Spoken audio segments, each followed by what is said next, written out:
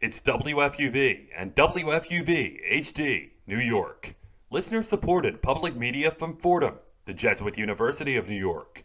Right here on 90.7 FM, WFUV.org, and WFUVSports.org.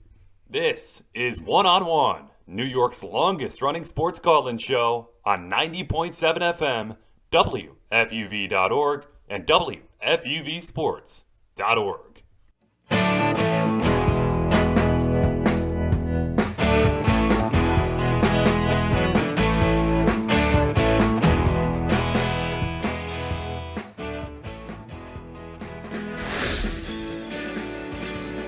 Hi there! It's One on One, New York's longest-running sports call-in show on WFUV, 90.7 FM, WFUV.org, WFUVSports.org, live on Facebook, live on YouTube. So many places to come and join us, wherever it is. We hope you know where. We're so grateful that you've joined us. So much to get to this evening. 11 p.m., we got you till 2 a.m. This is so exciting. Hi, everybody. My name is Dylan Balsamo, joined by my friend Gigi Spear. Thomas Aiello is going to be joining us for headlines in a little bit. Our producer, Alex Woles, all rocking with us from 11 p.m. to 2 a.m., taking you from Saturday into Sunday.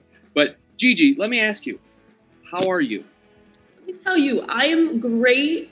This is the latest the sun has been out till 11 p.m. in my whole life. So I'm doing amazing. This is supernatural. How are you, Dylan? I'm doing great. I'm doing great. It's keeping me awake, I would say, the Sunday. That's why I would say I have the energy of about 12 hours earlier. Really driving me. It's putting me through things here. But, Gigi, I'm so excited about the show. There is so much to talk about. There's so many great people we get to talk to. There's so much to pack in a weird time in the sports world, I would say. I completely agree. I feel like we were in such a drought last year, wanting some sports news, wanting excitement, and then we were overwhelmed with it all at once, and now it's kind of dying down again.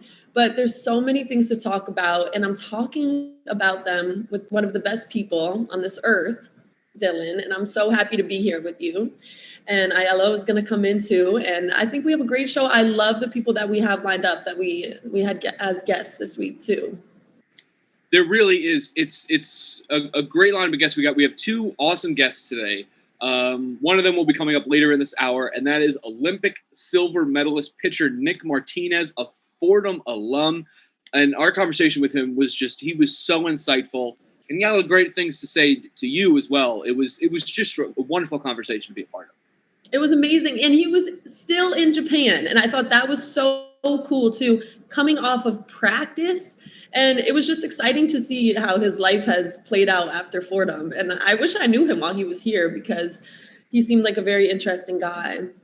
He really did. And for those of you curious, and you can see it in the interview in just a few segments, he was still in Japan playing with his team in the Nippon Professional Baseball League, the Fukuoka SoftBank Hawks. He was not still there for Olympic reasons. No need to worry about that. The Olympics, of course, ended about 5 or 6 days ago. And we'll talk more about that with both of our guests today. The other one being another Fordham grad, an alum of WFUV. It's James Corrigan. He's currently doing preseason work, not for the Packers, but with the Packers. And he was very insightful about the things he's gotten to see this preseason. Yeah, and he is now working for WFRV, and I'm sure he misses that being WFUV. And I think that talking to him was really eye-opening because he had such a good inside scoop about a lot of things, like he's observing camp, but then also the fact that he is broadcasting news too, and that versatility is so cool. I had a blast going through his Twitter too, and I bring up some tweets that I thought were really interesting. And he was really proud about his heritage as a New Jersey native too, which I know everybody on this show besides me is. That's very true, actually. Everyone but Gigi on this broadcast tonight is a native of New Jersey. I myself am of Oakland, New Jersey, myself in Bergen County, not too far from Fordham campus. But I agree. Corey was so cool to talk to, and you talk about the interpolation of news too. And that seems to be becoming much more important considering the last year or so, those two worlds have intertwined more than any time I can think of in my lifetime. And I can only see it intertwining more. So it's always good to have that perspective of things. And I hope we continue to do so. But really, the important thing, sports-wise and team-wise on this show, is really the only season in the New York area going on right now that is under the national spotlight, and that is baseball season in a strange time. Not just because we're in a pennant chase here, both the Yankees and the Mets, but both teams continue to have their woes and their great moments, and it's tough to get a read. Less so with the Yankees, more so with the Mets. Of like, what kind of team is this really? They've been having their woes and their wows, Dylan. Very nice. And I would love to hear, since you have been following the Mets and you're a Mets fan too, what you thought of the game last night in particular. Were you really excited when they had that comeback? It was a very exciting comeback. It was a great inning. I'm always concerned when a team squeezes all of their runs into one inning. I prefer when things are spread out. As Mets broadcaster Gary Cohen mentioned last night, the Dodgers score looked like a computer code. It's all 0-0-1-1-0-0. And then the Mets just put up a 4 spot, and that was all their runs scored. But what's difficult for a team like the Mets, especially as you're competing with 2 other teams for this division in a division chase that has not been particularly good in terms of level of play. But what's tough about a loss like last night, it's a 2-run loss in the 10th inning of the Dodgers in a 2-week span where they're going to play the Dodgers and the Giants a lot. What's most painful about it, if you are the Mets, is that loss has as much value as the 22 loss to the Braves earlier this year. That game, unfortunately, has just as much value to you as that game does, because when it comes down to it, it's all, and you'll know this better than anybody being a softball player yourself, but when it comes down to it, it's just about the wins and losses. It's so true. It's crazy. You could get actually stomped on in a game, and it really doesn't matter. Runs don't matter. It's who's actually winning. And I think that the problem, though, at least what I'm seeing from the outside, I would not say I'm a Mets fan, is that I think people, and I don't know if you feel this, I want to know what you think. People are so quick to judge and say, all right, this is a bust. If they didn't win last night, no, that's a bust. These next 2 weeks are going to tell the tale of their season. I don't know if that's true. I feel like if you could look back to when they were riding on the top of the NL East for months, from May 8th to earlier in August, that could tell the tale of the season as well. I know, back to your point, though, it's about who's winning. And if they're not going to win the division, does that matter? I don't know. But I think that from the outside, it just seems like there's so much pressure being put on this later half of the season, which makes sense. You know, you want to win and you want to continue winning and make money, and then you want a ring. And I feel like it's sad, but it's symbolic. We experienced that too at Fordham softball, where we did have a good stretch. We won a good amount of games in a row, but then we broke down when it came to playoff time. And that's sadly what shows on the books. It's what's showing when there's a gap on the fence of all the years we've won. Now there's a gap. We didn't win 2021. That's what shows. But all the hard work and dedication is what really we remember. And I think that's what Mets fans will remember too, is not, maybe they won't remember hard work. They're watching the game, but they will remember the passion and the pride they felt for however long, and having the best pitcher in baseball right now. I feel like that is going to go a long way, because the Mets having pride and the Mets fans having pride, I think that's such a beautiful thing. And I've loved to see that from the outside this season. You know, you actually bring up a really interesting point there in terms of the energy and what fans are going to take away from a year like this, especially considering, you know, in terms of the Mets' plans for the long term, this was never supposed to be the year in which they win it all. I think eventually this franchise has what it takes to be the best team in baseball eventually. You know, when Steve Cohen took over this team last December, what he said was 3 to 5 years. And this is the first year. Now, should they be a better team than they have been? Yeah, they really should be. This has been a division that has been theirs to lose at this point. Now, they have had a lot of injuries, but at the end of the day, they've had multiple opportunities to put this thing away, and they just haven't done it, and now they're trailing. So, you know, it's an unfortunate situation for the Mets, but, you know, that is just one of the many things we're going to be talking about today. There's so much we have packed in for you. We got the Martinez interview. We got the Corrigan interview. Thomas Aiello is going to be joining us for headlines in a little bit. We got a fun segment planned for the end of the show. There's so much to get to, so we hope you stick with us for as long as you can. This is One-on-One on WFUV. We will be back in just a moment, so stick around.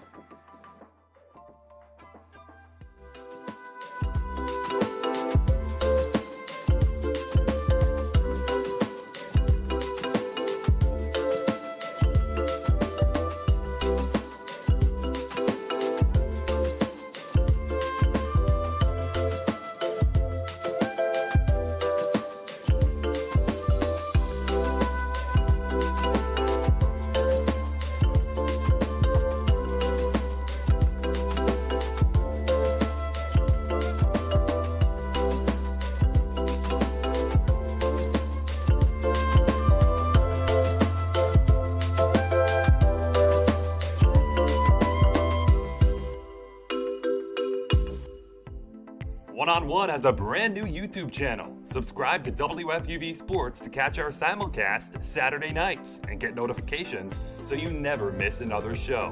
Miss the show? You can find on-demand segments, interviews, and highlights every week. WFUV Sports, home to New York's longest-running sports call-in show and the flagship station of Fordham Athletics.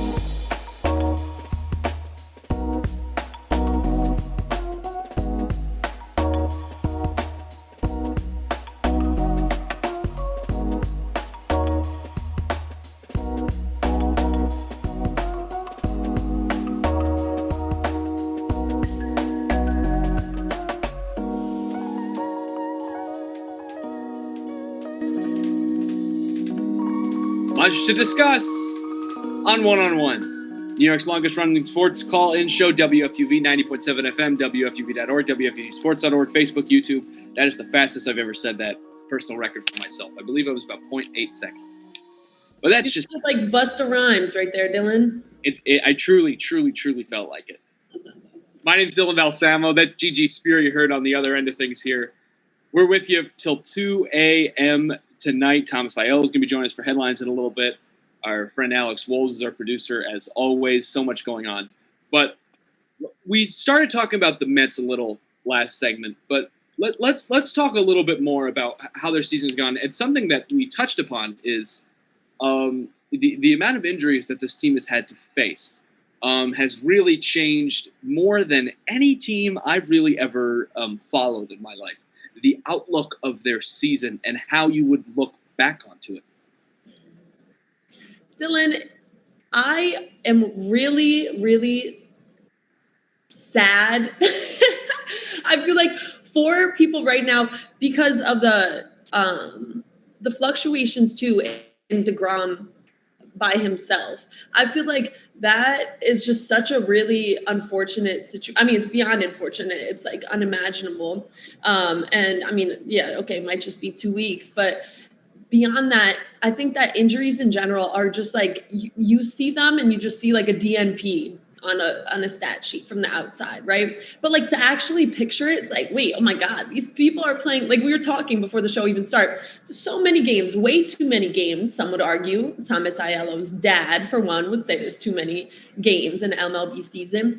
There are so many games, there's so much work on these pro players' bodies, and like we're seeing the repercussions of that. And yeah, you get to love a player and you really want them to keep doing well. You want them to be like your saving grace as a fan, but you can't hold on to that. And it's really sad. So I think that it's something that I think is normally a really casual conversation, but there's so much weight to it because it's a person's body too, which I know this might seem like such an obvious statement, but like I actually was really just thinking about that today before when we were talking at the show, before the show. I'm like, that is just an insane thing to even just comprehend by itself. Well, yeah, you bring up an interesting point, and this is something that you and I discussed in sports in general not long ago when we did one-on-one nightly together. Is in the year following COVID, in this post-COVID world of sports, where most everyone played a shortened season or a truncated season or some kind of adjusted season of sorts in every sport. And now they're trying to get back to a full-length season, or at least something that resembles it, like in the NBA and what the NHL plans on doing this year, what they did last year.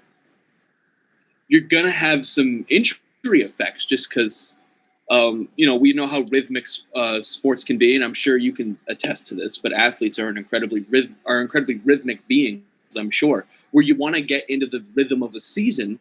And when you get out of that, not only does that mess up your rhythm, but health-wise, you're not doing as much. And that's going to have an effect on you. And unfortunately, that's what happened. That is what has happened in baseball, coming off of a 60-game year that they played in 2020, and now trying to go back to the full 162 in a complete 180. If you can get all those numbers there in 2021, and it's had injury effects all over baseball, but it has not affected any team more than the New York Mets. Jacob deGrom has been out for about 2 weeks now. We knew that it was going to be at least another 2 weeks before he was back, but that he would start throwing this week, ideally. And we learned yesterday that it's going to be at least another 2 weeks. He's been shut down for an additional 2 weeks, meaning the earliest that he can pitch this year is going to be mid-September, likely in some kind of reliever role. And even that is pushing things. There's a good chance, Gigi, that he is not going to be able to pitch for the rest of at least the regular season.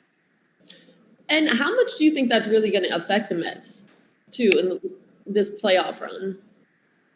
Well, it's a good question. They have spent the last 2 weeks trying to adjust to not having Jacob deGrom. And it looks like they've been trying to schedule their team around the idea of just not having him for the rest of the year, which is, I think, something fans have really taken note of. Mm-hmm. But, at the end of the day, he was the strength of this team, and that's nothing against guys like Pete Alonso and Francisco Lindor's effect on the morale of this clubhouse. But you talk about the strength of this team. It was Jacob deGrom. To not have him is an enormous effect. And you look at some of the most energetic games the Mets have played this year. They're on days when Jacob deGrom has the ball, because there's a confidence that you have, there's an energy you have when you're playing behind the goat. I dare say, but. Gigi, I'm going to have to say, without Jacob deGrom for this stretch of games in the rest of August and into September, when this division is truly on the line, maybe you could argue it shouldn't be, but the fact of the matter is it is. I don't see things turning out well for them without their star pitcher. Yes, I completely agree. And I wonder, too, how tonight will go. And I think that something else, too, is you have Baez coming in and also going out with injuries already, back spasms, which I think that's one thing that could just be so reoccurring, too. I think we talked about this earlier on a different episode of 101, how certain injuries could just keep flaring up. And we see the same problems over and over again for a lot of these players. So I think that especially just bringing Baez in, now you're pulling up Blankenhorn from the AAA, Syracuse, and he's only 3 for 15 for the Mets this year.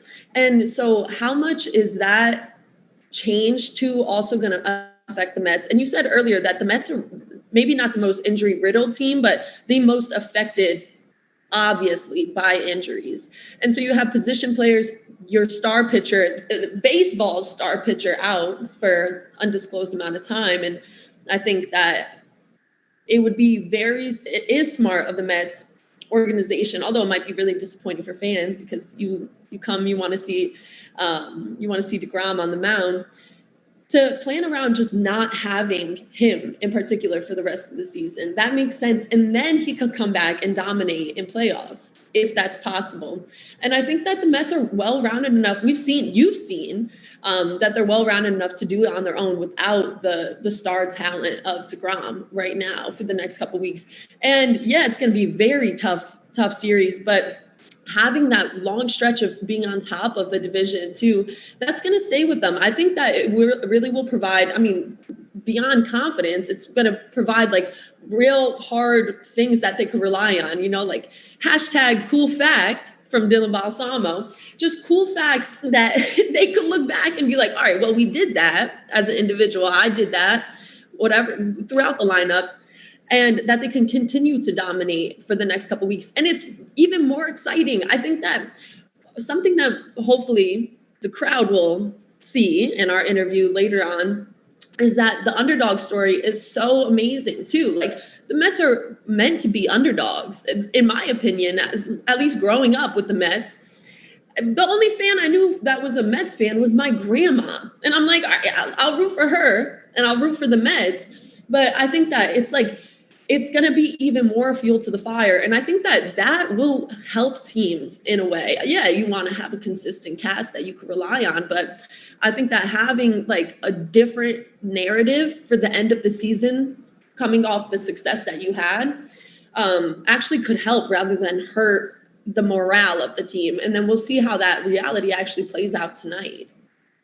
Well, Gigi, you talk about a consistent cast, and I think that's a really important caveat to all of this is the Mets' injury troubles. And as you also mentioned, they are not the only team that has had injury issues. You look at the other two teams competing in the division right now. The Phillies, to a certain extent, the Braves even more so, have had tons of injury troubles. They went and addressed that at the trade deadline. The Dodgers, who they're playing this weekend, have had lots of injury issues themselves. You might argue that's why they are not, of the three teams currently competing in the NL West, the team that's leading things.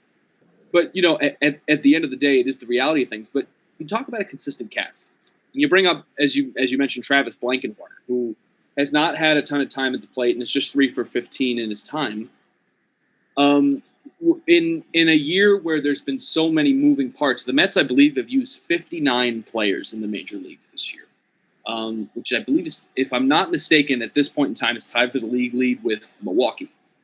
But the thing is, when you have such a rotating carousel of guys, and no one can get a nice rhythm in of playing every day, and everyone is platoon because they're jumping up and down. And you look at guys who have struggled, like Michael Conforto, for example, who is really fighting for his job at this point. And when he doesn't get to play every day and he never gets to be in that rhythm. The fact that the Mets have platooned two of their catchers, James McCann, Tomas Nido recently, and all these different guys who have come up and down, whether you look at Blankenhorn or Patrick Mazeika or Khalil Lee or any of these guys, when such a thing happens, it's tough to get a rhythm. This is something that I had noticed before the trade deadline, is with all these injuries and with guys coming up and down and a lack of consistency in the roster from series to series, that when people were like, well, what are the Mets going to need at the deadline? What I kept saying was, well, it's tough to know that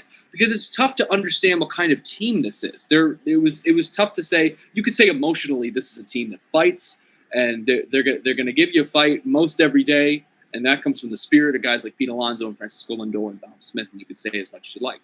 But when it comes down to it, it was tough to figure out what the identity of this team was. And then all of a sudden, right after the trade deadline, all the injuries became more clear. And what it was half an infield and half a pitching staff. That's what they really have. So if you're the Mets, you just gotta keep fighting. But part of you just kind of has to shrug your shoulders and go, "This is the reality of things."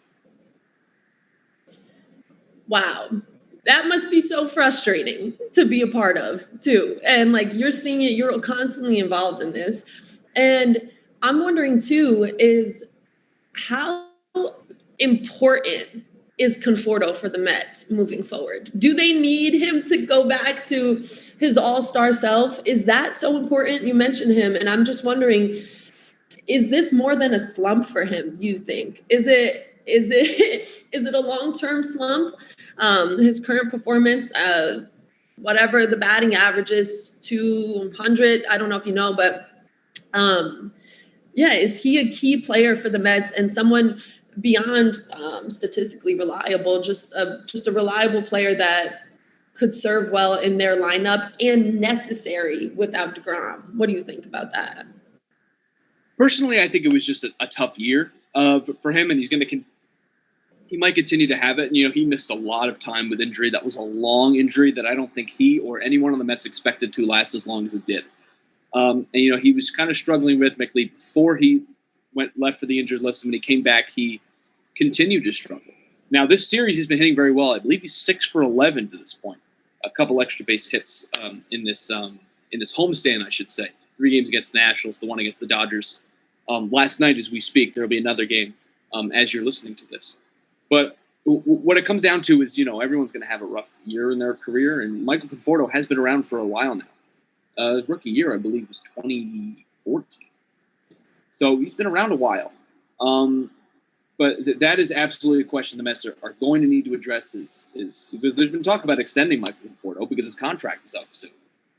So the question is how much of a leash do you put on this guy when you struggle? But that's one of the many questions the Mets are going to have to answer. I'd like to shift now to talking about the other team in New York, the Yankees. Now, obviously, we're going to talk more about this later, but I just want to mention it. The Yankees, as we record this, the last game they played was the Field of Dreams game. Was it a 9-8 or 8-7 loss to the White Sox? And my goodness, it was 9-8. Thank you. My goodness, was that an entertaining game? It was unreal, and it was exhilarating. I feel like it was a Yankees fan's dream, but also worst nightmare too. And I know my friends, at least, as you guys know, I told you I was watching a different game. I was watching the Commissioner's Cup, the WNBA Commissioner's Cup. But I also, like Aiello, I was kind of doubling up at one point.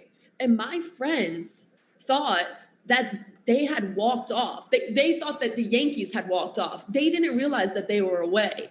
So it was just an excruciating night for Yankees fans. And I mean, yeah, pure entertainment. It was a great game, great setup, great execution. Even the sunset was perfectly planned. It was amazing. But I would argue that was just a roller coaster of emotions for Yankees fans. And I saw it firsthand. And I actually heard it too, from the screams of excitement from my friends in the living room, but then also just the sighs of disappointment. It was just so apparent.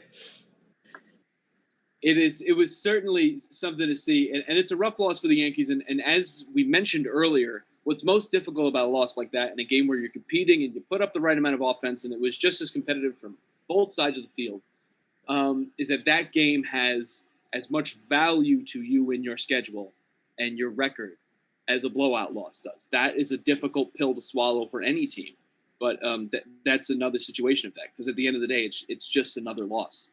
But you talk about the Yankees, and they're tough to get a mark on too. They have certainly improved over the last, we'll say, 2 weeks here, but specifically since July the 4th, they have been one of the best teams in baseball.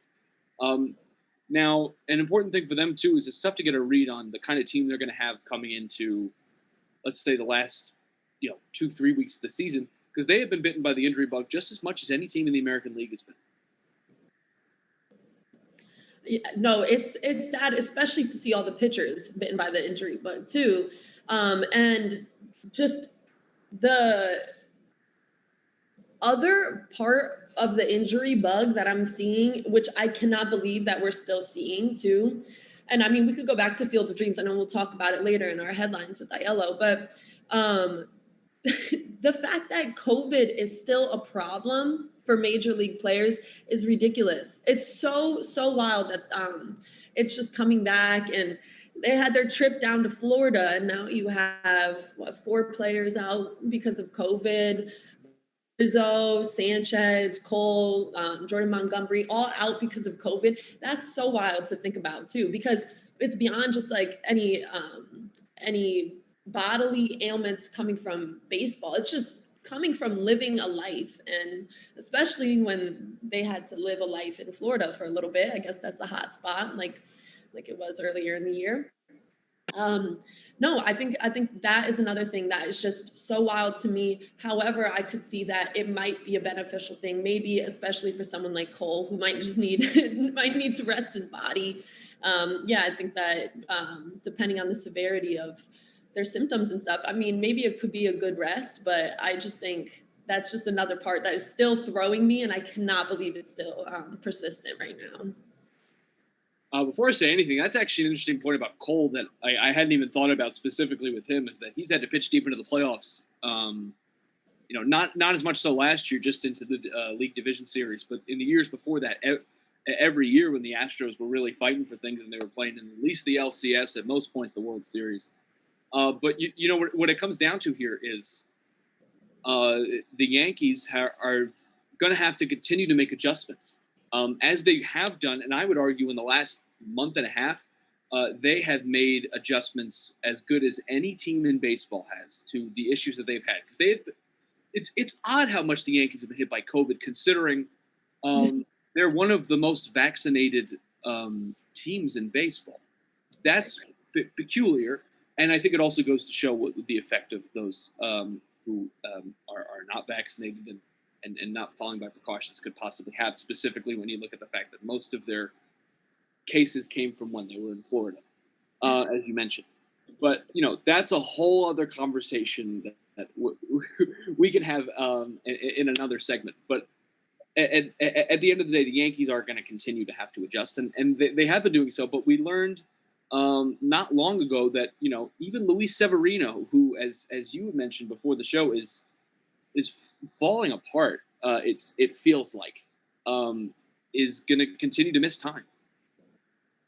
Right. And I think that it now being spread down beyond rotator cuff problems, arm injury, and now it's a groin injury too. I feel like we always end up talking about injuries. And like for me, I think about it too because of just maybe going through other things with my own injuries too. It's crazy how it could affect other parts of your body too, because then you start compensating and overworking certain parts because one isn't really working. So maybe he was relying on maybe his legs more than his arm. And I think another pitcher being out too, you have Chapman out, forearm injury, I believe. But I know some Yankees fans who aren't that passionate about Chapman, but I guess Aiello is. I think the riddling of injuries going to pitchers mostly for the Yankees is so crazy. And we're seeing it in so many different manifestations of injuries. Another thing that I wanted to bring up to you to consider is, we were talking about Conforto earlier, like having to perform in a certain way. I thought a great storyline to flip the script to something positive, maybe for a little bit about the Yankees, is with Rizzo out, Voit is going to have to step back in. And he has stepped back in and he's doing well. He's excelling. And I think that was just a nice thing because you kind of, Yankees fans love Luke Voit, but you kind of like let him go because now you have Anthony Rizzo coming in. But for Luke Voit to step back up, I think that's just a great opportunity and a really nice story to follow too. It absolutely is. Voit has been, he's the kind of player that when he's on his game, my goodness, he is, you can't get him out. But the important thing for the Yankees here is, as they continue to adjust, as we keep saying, and find the right pieces for what's going to happen down the stretch, no matter who you're going to have. And I would argue the Yankees at their best are deep enough to be able to do that. But this is, as everybody knows, this is a tough division here. The Yankees were obviously the favorites just in all of the American League coming into the season. This was their league to lose. They've obviously had their woes all year, but they're still in the fight for things here. Obviously the Rays are the top team in the division. The Red Sox have struggled, but they're still a favorite to contend in the American League playoffs. And the Toronto Blue Jays, who we all know who have a very good team, but we didn't think that this was the year for them to compete. They acquired Jose Barrios at the trade deadline. The American League East has 4 teams gunning for it here in August and September. And as we all know, there's not enough room for all 4 of them in the playoffs. There's enough room for at most 3 of them, likely chance only 2 of them. But if you look at the Yankees, I'm curious, Gigi, what you think is, at this point in the year, is a division title out of the question? And if so, what are the odds the Yankees end up in one of those wild card spots? Dylan, you set me up to make a really big claim right now that I could probably regret saying later on, but I'm okay with that. And it reminds me of something I saw this morning. I forget what news site had posted it, but the headline was nothing special about these Yankees and Mets. Really putting down New York sports. I wonder what the fans out there listening right now think about that. I wish people could call into the show and we could discuss, because are you sure it wasn't a Boston or Philly newspaper? Because that's what I should have checked. I should have checked. Is it the Boston Globe? Maybe. Yeah. No, I mean, all right. So Yankees and Mets both third in their respective divisions. I would say, I mean, the Yankees right now are behind the Rays and the Red Sox.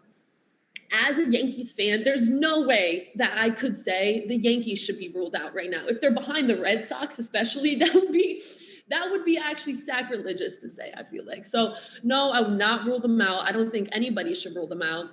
I think that we saw on Thursday, and Ayala was going to bring this up later too, we saw them doing what they do best. They were being the Bronx Bombers in Iowa, though, and they were hitting the ball. And so maybe that's going to be more of the focus. Yes, you need pitching, but to be hitting the ball, to, Judge to just pop off, make people all rise in the field of dreams. Wow. I think that was so exciting.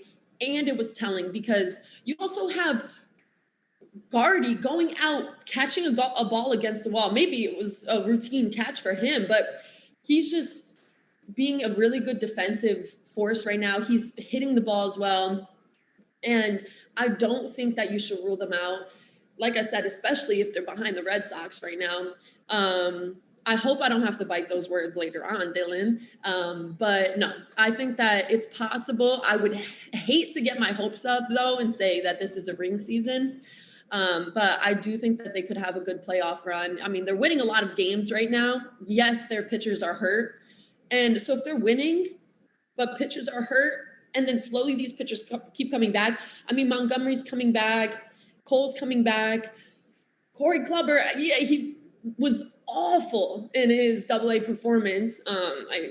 They scored 5 runs on multiple different, 2 singles, 4 walks. He even hit a couple batters. He did awful.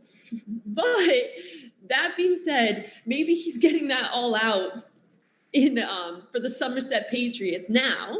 And then when he comes back and dons the real pinstripes, he'll actually have it figured out and turned around.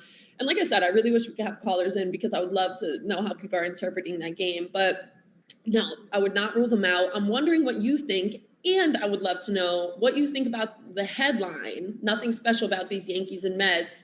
And if you would rule out your Mets as well as the Yankees, or you would just actually be optimistic about both. Well, I think what it really comes down to is, despite what anyone's expectations of the Yankees or Mets have been coming into this year, they've both been honestly rather average. But that being said, to close things out about the Yankees here, they have in the last month performed mostly like the team that we expected them to be. And this is the perfect time to do that, I would say. Who knows if the division is still up for grabs? Probably not at this point. But they definitely have a shot at one of those wild card spots. And with a team like this Yankees squad at their healthiest, when it comes to playoffs, all bets are off. So that's very exciting. But, the point is, I would say there is at least a little something special between the Yankees and Mets, combined at least, here in New York baseball. But there's so much to talk about. We're going to talk with our friend Thomas Aiello about all these different kinds of headlines in just a little bit. But before that, Gigi and I talked to an Olympian, and it was awesome. Silver medalist Nick Martinez is going to join us for a wonderful conversation. We can't wait for you to hear it or to watch it, or however it is you're joining us. We hope you stick around on One-on-One on WFUV.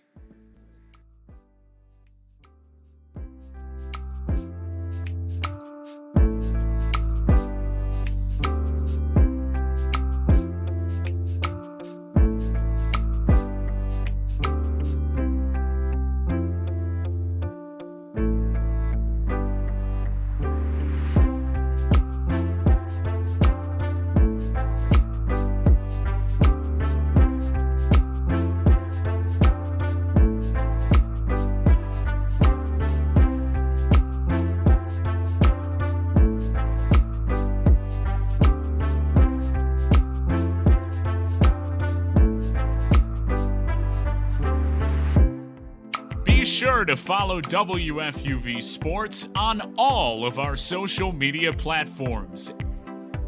at WFUV Sports on Twitter, at WFUV_sports on Instagram, and WFUV Sports on Facebook and YouTube. WFUV Sports, home to New York's longest-running sports call-in show and the flagship station of Fordham Athletics. Hey everybody, we're back here on One-on-One, New York's longest-running sports call-in show on WFUV 90.7 FM, WFUV.org, WFUVSports.org, Facebook, YouTube, all the places that you can find our broadcast. It's me, Dylan Balsamo. It's my friend Gigi Spear. We're so thankful that you continue to join us for our show, and we're so excited about our guest right now. Our guest is a pitcher who pitched 4 seasons with the Texas Rangers. He is now currently with the Fukuoka SoftBank Hawks of the Nippon Professional Baseball League in Japan, but most importantly, he just finished representing the United States in the return of baseball to the Summer Olympics in Tokyo, pitched 11 innings, 2 runs, 16 strikeouts en route to a silver medal. He is also, very importantly here, only the 34th major leaguer ever to have played baseball at this very university. It is Nick Martinez. It is such an honor. I can't believe we are in the same Zoom room as an Olympian. That's a hell of an intro, man. Thanks a lot. Happy to be here. I truly worked all day on it, so I'm glad you liked it. So I guess our first question is, in the wrap up of the Olympics here, we know. So you're still in Tokyo right now. To let our listeners know. Well, I'm in Fukuoka actually. Fukuoka is down south, like an hour and a half flight south of Tokyo. Okay, so same time zone. Okay, same time zone. So I guess our first question is, in the adjustment back to playing for the SoftBank Hawks or the Hawks or how the name would be. Either one's fine. What has that adjustment been like, trying to get out of the Olympic mindset back into just? So we just started back up yesterday, and I'm exhausted. I don't pitch till Tuesday the 17th, and so the team's been giving me a few days. I've had some light practices, a lot of massages, which is nice. I've had a massage like every day since I've been here, just trying to get my body, try to bring it back down. I was, after we won silver, I didn't go to bed till like 6 a.m. 2 nights in a row, and I'm not back at Fordham anymore, so the consequences are a little heavier. So I was pretty drained the last few days with coming to the ballpark, just getting my work in, getting recovery in, and I've been feeling better. So we just started up yesterday with a win against my former team. We have 2 more games this weekend, and then I pitch on Tuesday against the Rakuten Eagles. Nick, we're so happy to have you here again. I want to just apologize to everyone for some background noise because, like you said, I'm in the boat. I'm in the same boat with you. Okay, and it happens, and it's life, and these boxes that we are in are just fictitious, aren't they? But yeah, I have so many questions. But first of all, if you don't mind, I'd like to start with the present moment. And I know Dylan already asked how the adjustment is, but how is life right now in the major league? I know you guys just won the silver medal, and congrats on that. So thanks. The Olympian, you have the hardware to prove it too. Yeah. So yeah, just how is life going right now? And you get to play a sport that you probably, I'm assuming. Yeah. So a dream come true, really. To represent the country and to take home silver. What an honor, and just I'm on cloud 9 still about it. So enjoying that still a little bit. Coming back here with the NPB, adjusting like we talked about a little bit, but again, it's just been a little bit of a grind. I haven't had my family out here all season, so just trying to stay locked in for the game. It has its pros and cons. I'm able to stick to a routine a little bit easier, but then again, having my family around is a nice distraction. So I miss them like crazy. I haven't seen them in like 5 months now. So I'm married and I have a 3-year-old. So that part's kind of tough outside of baseball. But once I'm at the field, I'm able to, stay focused on my routine and get after it. So obviously the life of any professional baseball player is just a rush of emotions while it's happening. And that's why I'm very curious of the state you were in when you found out that you were going to be playing for Team USA in the Olympics. I'd imagine that was just a surreal moment. I would also imagine that the fact that you didn't have to travel very far to participate was also a great part. Well, so about that. So first off, being asked to represent the country, it's beyond surreal. I feel luckier than having been, making it to the major leagues, when you make your debut, it's something that you've worked towards, and as long as you're grinding away in the minors, you feel like you always have a chance. And as long as I keep working, keep putting in the time, and keep making improvements, at some point they're going to give me a shot, see if I can actually compete at that level. So that goal seems more attainable than being selected for Team USA. On top of pitching well, there's plenty of guys that still pitch well and don't get selected. So it goes beyond that. It goes beyond it goes beyond what you do on the field and into your character. If you're a team player, it goes beyond a whole list of things. And to be selected, I just feel incredibly lucky and honored that they even consider me, and then to even make it and bring home silver. It's just something I'll cherish forever. Well, we know you have the roots in a Jesuit education, and I hate to do this to you because maybe you want to forget about it, but no, that's all right. You went to a Jesuit high school. Obviously, you went to Fordham, and they preach care for the whole person, whatever, cure of personalities, Right. whatever. And I'm just wondering what that means for you. Like you are you're making a living off of what you love, and I'm wondering what it's like for you to be doing that and living what you love, but you also have this family too. So how has it been for you to adjust, like take care of every part of yourself and of the people around you, whether it's your teammates that you're with right now or your family back home? How's that? Right. So, at my high school at Belen Jesuit, we were, our motto was "Men for Others," and whatever we can do to help and make our environment better. A lot of times that looks that has to do with looking inward. How can I be a better person to then serve others? And so, and to be able to do what I love, and having been through the grind of the minor leagues, then getting to the big leagues and being sent up and down, and kind of been in that yo-yo effect with Texas, and then coming out here to Japan, and having to sacrifice family time. I really just try to spread a positive message to some young guys. And, a lot of the time, especially, there's guys that come out here and there's younger guys that feel a lot of pressure, the same types of pressure that I felt when I was getting, called up and sent down numerous times. Just try to stay positive and look at ways that I can help them grow. Look at the positive things in what might seem a negative situation, and how they can get better. Help them. We're in a very analytical style of the game right now, so either try to interpret analytics to them so that they can better understand and improve their game, and also strengthen their mind in any which way. So those are the type of things that I like doing and working with other people.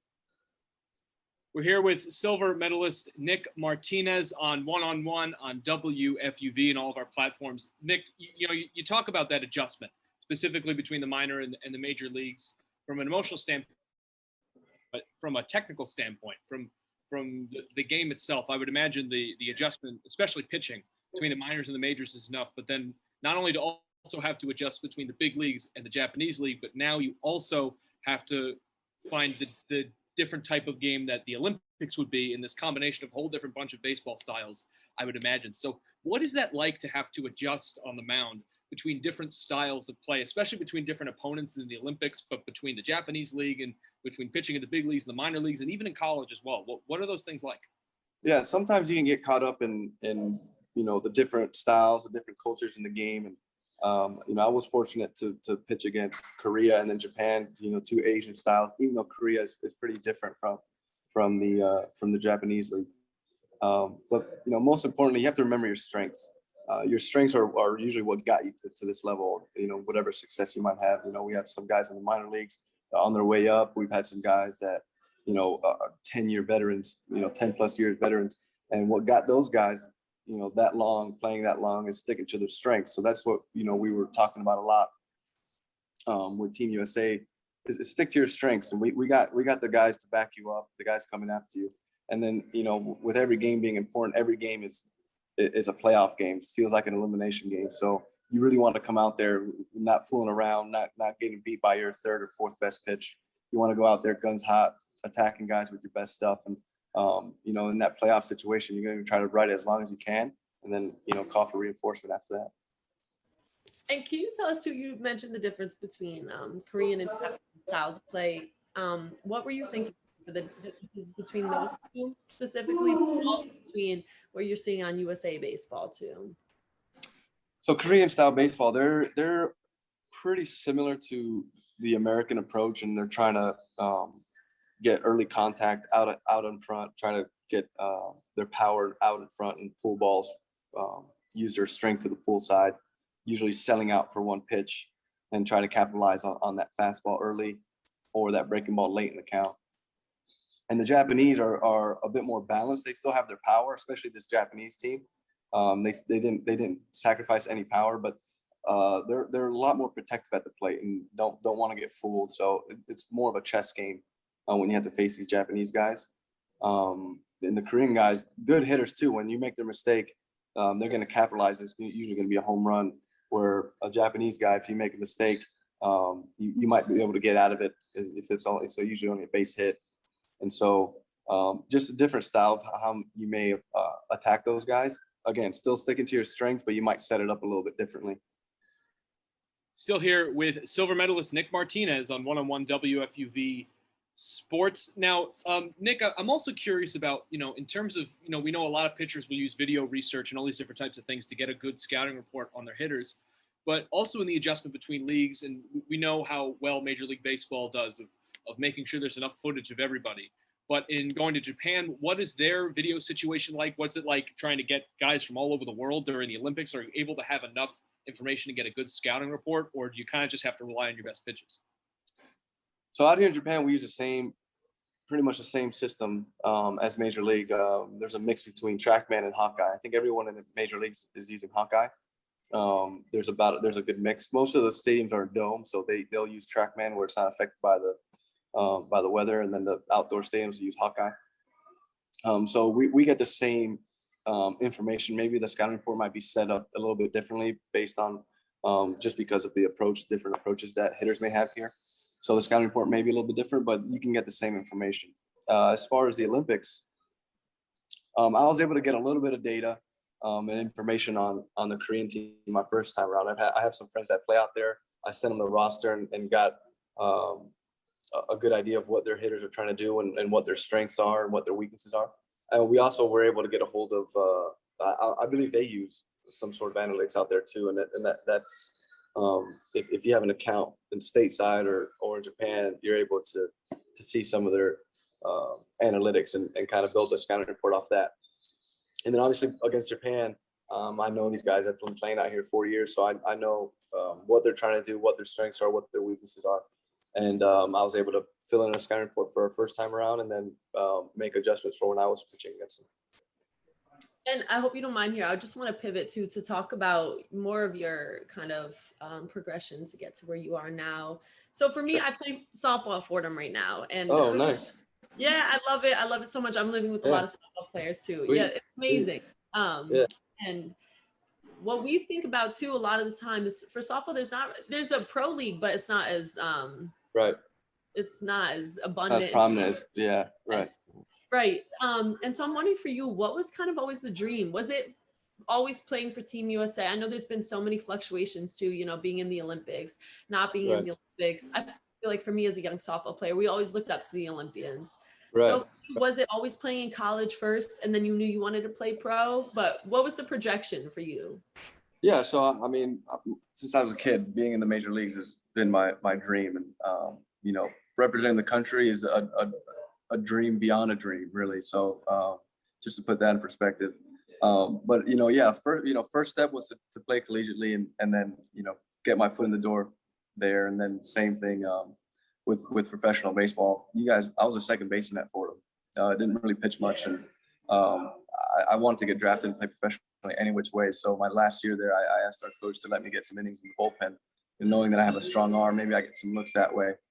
So again, I just wanted a chance to play pro ball. And then once that happened, the goal changed to, all right, I want to get to the major leagues. And then when I got to the major leagues, if you would have asked me, hey, you're going to play in Japan, I would have said, no freaking way. I'm staying in the show or I'm not going to go to Japan. I'm not going to ask my family to move out there. But once I made that decision, I came out here. I feel like I've learned a lot. I've matured. It was an opportunity for me to better my repertoire and get a better understanding of what my strengths are.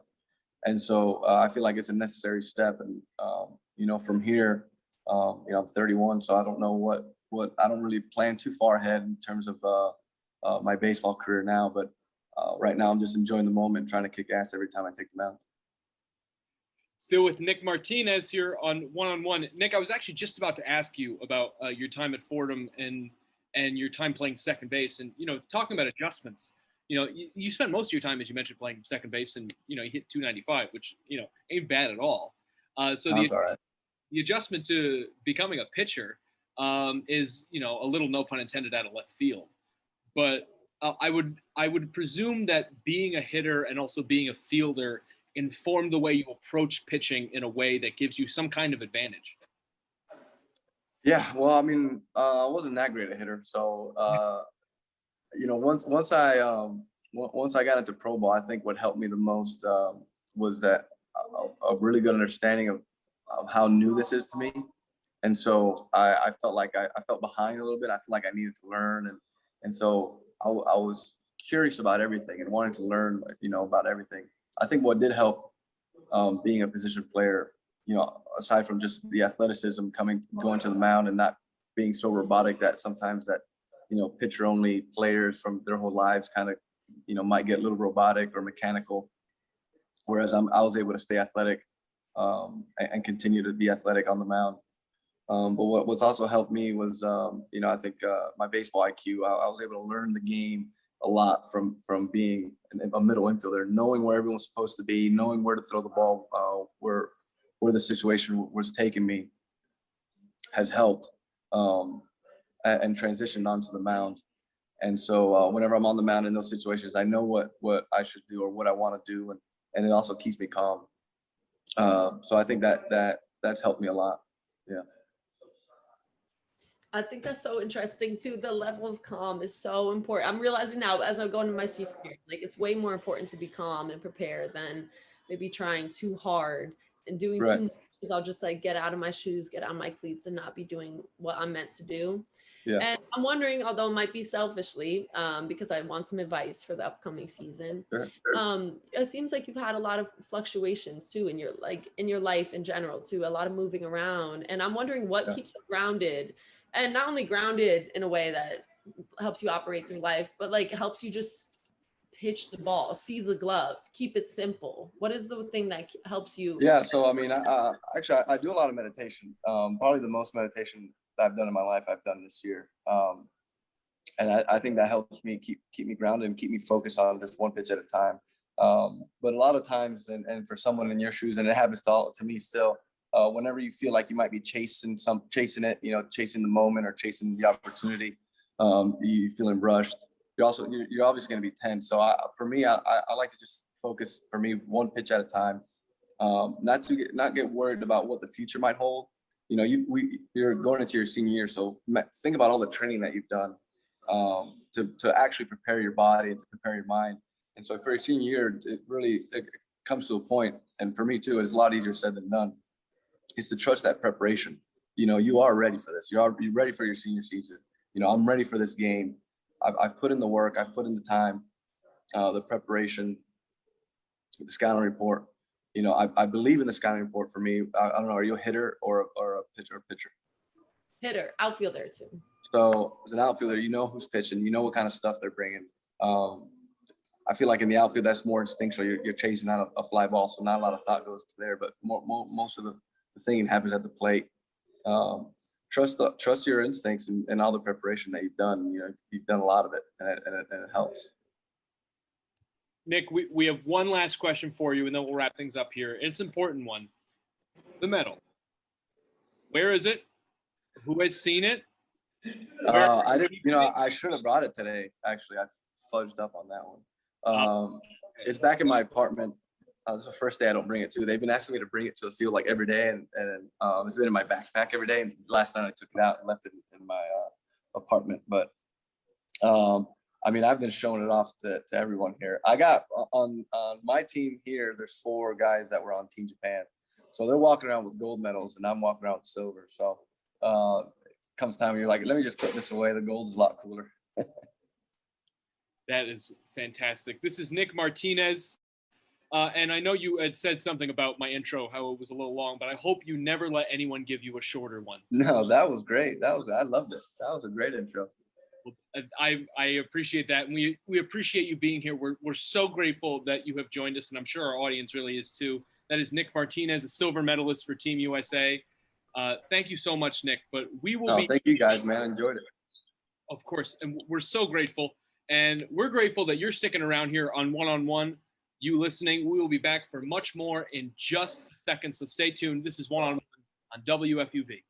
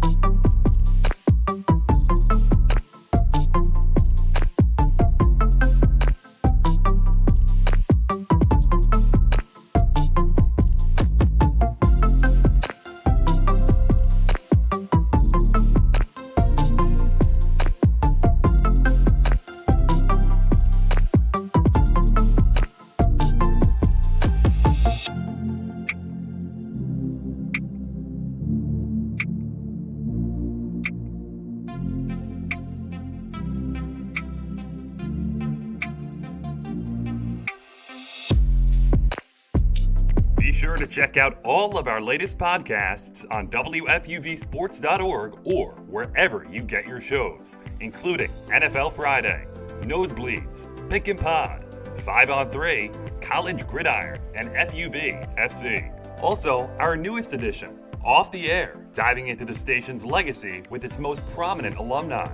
WFUV Sports, home to New York's longest-running sports call-in show and the flagship station of Fordham Athletics. It's WFUV and WFUV HD, New York. Listener-supported public media from Fordham, the Jesuit University of New York. Right here on 90.7 FM, WFUV.org, and WFUVsports.org. This is One-on-One, New York's longest-running sports call-in show on 90.7 FM, WFUV.org, and WFUVsports.org.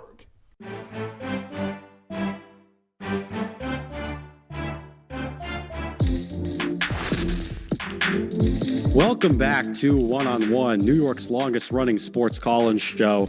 I'm Thomas Aiello here for you with headlines, joined once again by Dylan and Gigi.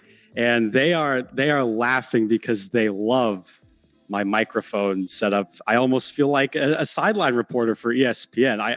We were making fun of me, thinking we should have like a boom mic, or that I'm going to try and get some sound through the computer. So if anyone wants to try, now is a good time. I'm Dylan.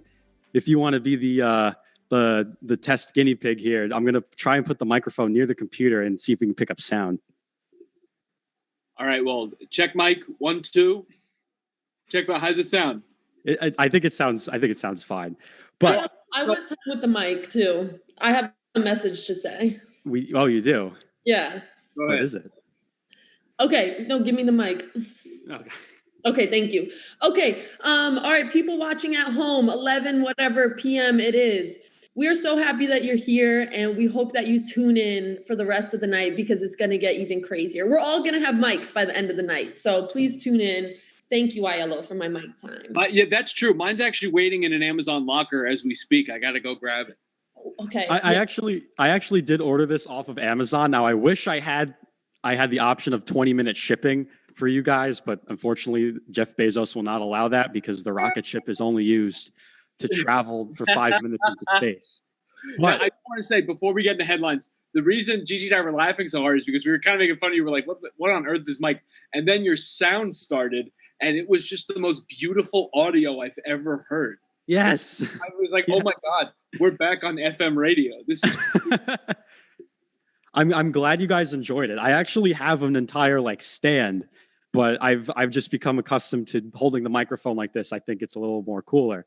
But nonetheless, authority of it. You have a lot of power right now. You control your own sound, and you sound amazing. thank you. I appreciate the kind words. But what I do not appreciate is the Chicago White Sox torturing my little heart, beating up the New York Yankees in the most crushing of moments in the Field of Dream game last Thursday when they won 9-8. Tim Anderson, who is the coolest guy in baseball that's not named Fernando Tatis, hits a walk-off 2-run moonshot into the corn, and the White Sox walk it off in probably what was the coolest baseball game of all time. The Field of Dreams settings, Kevin Costner coming out in the beginning. It was everything we wanted. It was a little home run derby. I count here on my notes here. I count 1, 2, 3, 4, 5, 6, 7, 8 home runs. 8 home runs were hit in the Field of Dreams game. And if that doesn't tell you what kind of game we had, boy, you missed it. And it was something else, because I want to start with you, Gigi. One of the greatest baseball movies of all time finally gets its tribute in Iowa. Kevin Costner, like I just said, came out. What did you think of the game? I know that you were split screening, and you and I both tweeted we were split screening between the WNBA Commissioner's Cup and this game. What was it like to see the Field of Dreams games in that intro? What did that mean to you? Oh my God. Well, I thought it was amazing. I have to say, and I'm going to get some hate for this, and I know we're going to get into movies later on, I've never, ever seen the Field of Dreams. What? But that being said, I feel like I experienced whatever pure passion comes from that movie. I experienced that. I really saw a lot of hope and wishes in that cornfield right there. That looked like a Field of Dreams. No, I thought it was so moving. I also thought it was so beautiful because it's like a very fun moment too. Because first of all, yeah, you still have 8,000 people packing in the stadium, and you got people surrounded, children of the corn out in the outfield. But I thought it was just so cool. Yeah, it's a smaller scale than Yankee Stadium, and it's fun. And I'm assuming every person on that roster, on both rosters, have seen the movie. And it was probably just really fun for them. And then it ended up being a spectacular slugfest, like you mentioned, 8 home runs. So no, I thought it was amazing. And I think it did the job where it made me want to watch both more baseball and also watch the actual movie, The Field of Dreams. So mission accomplished from that great marketing scheme they had, pulling in so many viewers. We might have to have a group watch session just to make sure that you've seen this. So we're going to have to do that. And folks, call in if you want to join us. But what it comes down to is that game was in every aspect, nothing short. But the only word you can use is cinematic. Everything about it. Major League Baseball did such a good job, for one, building the stadium, and people came. The opening ceremony was absolutely incredible. And of course, the game was just a magnificent thing to feel like you're a part of. What's something that's really wonderful about being a part of the most exciting of baseball games is that it feels like you're part of the narrative of the history of baseball. Every day it continues on. That's part of what I love about baseball personally. And it felt very vivid and real during this game, which was just an honor to even get the chance to watch. Now, personally, I love Field of Dreams. Watching that for the first time with my father is one of our most important memories together. But that's just me personally. And I know there's a lot of, especially young boys who are baseball fans who agree with me of all different ages. But, you know, I think it's a movie that you can really enjoy, not just because it's a baseball film, but because it's a film about passion and family and friendship and the things that make this life worth living. But that's a whole other conversation. But I give credit to Major League Baseball for doing such a great job putting this together. I have noticed, and I kind of want your opinions on this. We could talk about this later, maybe. A lot of people want this to be a yearly thing now. I personally don't think that's the best thing to do. But I'd love to hear you guys' opinions, and also just whatever Aiello has planned next for us here on Headlines. I totally disagree with you, Dylan. I think this should be a yearly thing because it was the first year, I know, as epic as it was. I thought the whole the whole game, the whole opening ceremony was absolutely done fabulously. It was spotless. There was no Rob Manfred meddling in this game. It was just play baseball. There was no crazy stuff that happened. I think it should be a yearly thing because this was the most viewed baseball game of any postseason spring training in 16 years. This had the most views in the last 16 years of a singular baseball game.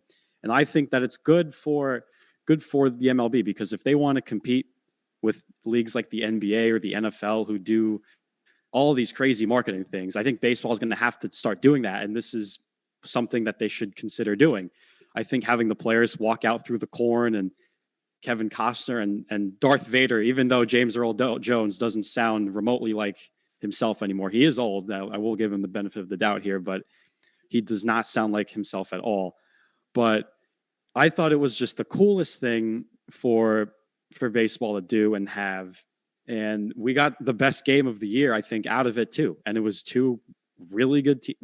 I'll say one really good team and one team that is just a roller coaster the whole season, the Yankees. And the Chicago White Sox are just disgustingly good. It's not even fair at this point. But it was what baseball is supposed to be. And like you said, with the movie, it's not just a baseball movie, it's a life movie. And I think that was really important. And I do want to talk about the little game, though. Dylan, I can go back to you for this. The Yankees lose again in the most improbable fashion again, because Zach Britton, I mean, I don't know how much you can really blame him, but it's not totally his fault, but he just does not look like the same guy we saw in Baltimore. He does not look like the same pitcher from 2 or 3 seasons ago, Dylan. Well, first off, just to defend my point, what I mean by I don't think it should be a yearly thing is that I just think it would lose a lot of its magic if it was something that happened every year. I think part of the reason that the ratings were so good for this game is the fact that this felt like a one-off magical thing that it's a one-time spectacle you may never see again. And a lot of people were comparing it to the Winter Classic. And, that's a game that brings in a lot for the NHL. But those ratings are also decreasing as the years go on. The vanity of it is starting to fade. And that's what I worry about this great thing Major League Baseball has. You do it maybe every 2-3 years, but I think doing it every year, this specific event might make it lose some of its magic, especially with the way this game went. Now, in terms of this game, like you were just talking about, the Yankees have been very good for the last, as we talked about last segment, month or so. But what it comes down to is the White Sox are just a better team. And they have been all year, and they're really going to continue to be. I would say the White Sox are the favorite to win the American League pennant at this point. Their route seems the clearest to me. But, you talked earlier about how Tim Anderson's just such an exciting player. This White Sox squad is just so exciting to watch. There's a certain energy about them that is that I would argue probably contributes to their success more than any statistic would tell you. So what it comes down to is that the White Sox are just a better team, and as good as the Yankees are, and as much as they could, these two teams might meet in the American League Championship Series for all we know. But the Yankees, as good as they are offensively at their best with Stanton and Judge and you name it, they just don't stack up. I feel like, too, something that was really amazing about the game, and I am probably more on Dylan's side, too, much like the Olympics, it can't happen every year because it would lose all the glory of it. But I think it was a great game. It motivated me to watch, like I said, both the movie and more baseball. And definitely that game, it was just, like I said, it was a fun, childlike game. And I think that should be carried out in a different way. It doesn't have to be the Field of Dreams. But yeah, to go back to the game itself, I agree. I really liked the interview with the White Sox pitcher, Liam Hendricks. I just thought that they were so much more well-rounded. It was crazy too, putting up 8 dingers. I loved seeing that. It was so exciting. It's so cinematic too, like you said, Dylan. But I'm sorry, I'm getting blown up. I don't know what's going on right now. I'm getting emails. No, okay. And then also to close out the game and then come in, like you mentioned, it wasn't an awful performance, but the to close for the Yankees and to let up that last dinger. You know, I know he got lost in the cornfield before the game, so maybe it was just a little bit of confusion going into that last inning. But yeah, it was a frustrating way to end the game. Even though there was a lot of good parts. And I know, Aiello, you said that it was just kind of heartbreaking too for you. So I want to hear more what you thought about that. And yeah, but just how the game went for you. Well, if you want to hear the literal take of the entire game as a whole, I don't really care as much as I usually would that they lost the way they did. It is the White Sox, as Dylan said. They're probably the overwhelming American League pennant winner favorite, as weirdly as I worded that.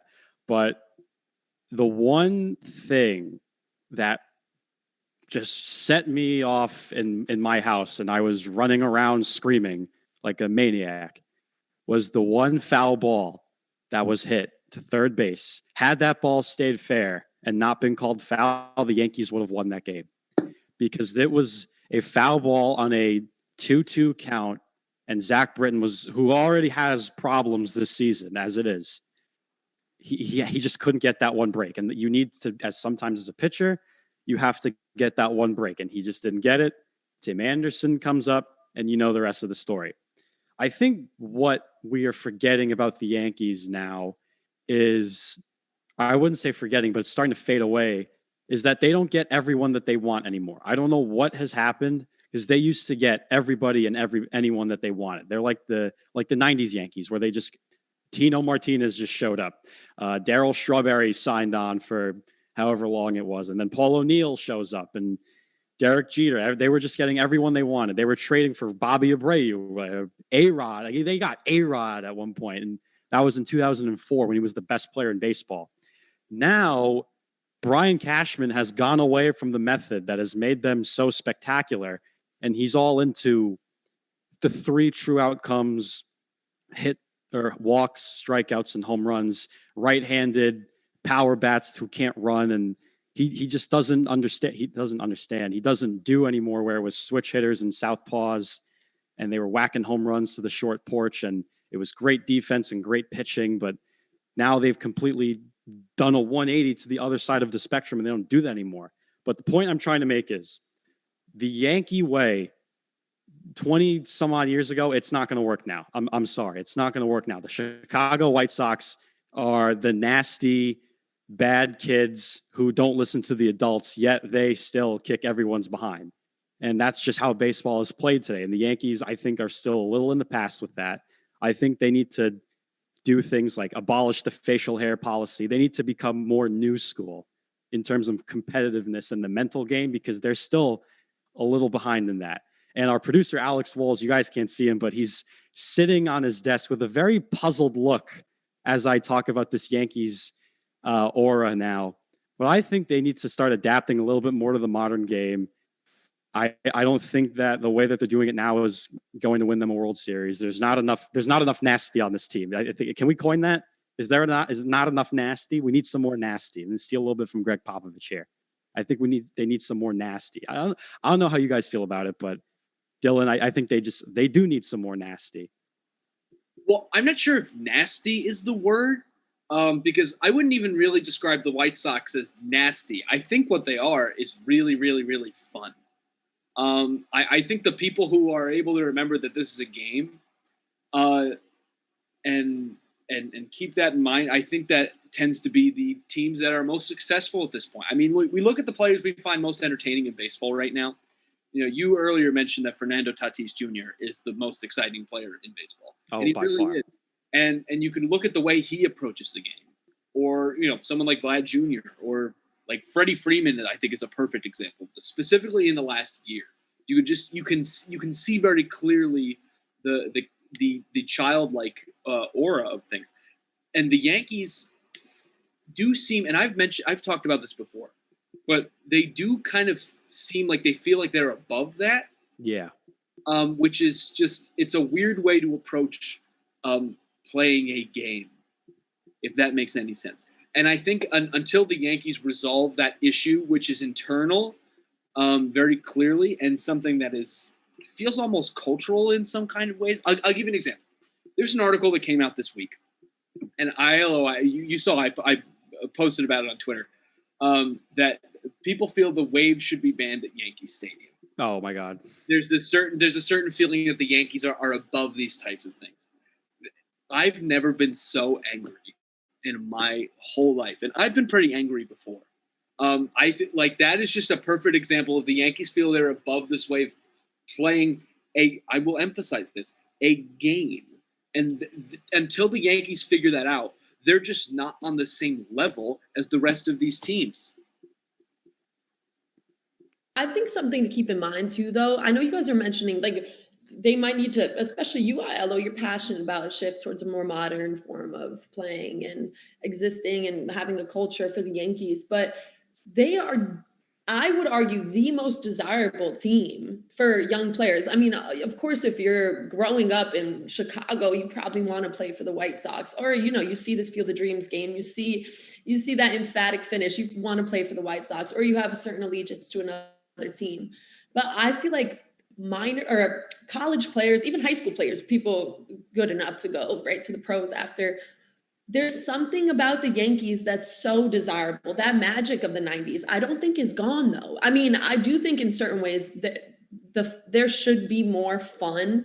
And even I think it's symbolic too that dinger, Anderson dinger, was hit on the first pitch. Says something about that. It's a very young approach. It's a like young, like just action.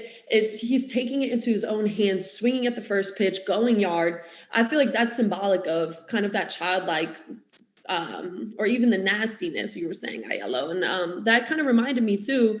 I hate to do this. I'm sorry, Alex, but like I remember watching Bryce Harper's, one of his videos, and he was saying that he learned from Robinson Cano the power of being sexy at the plate. So hopefully I don't get bleeped out, but that approach to being at the plate, and that's what you're focusing on. Yeah, you're thinking about that white ball that's being thrown 90 miles an hour at you. But no, I think that approach and having like that kind of mindset could be good.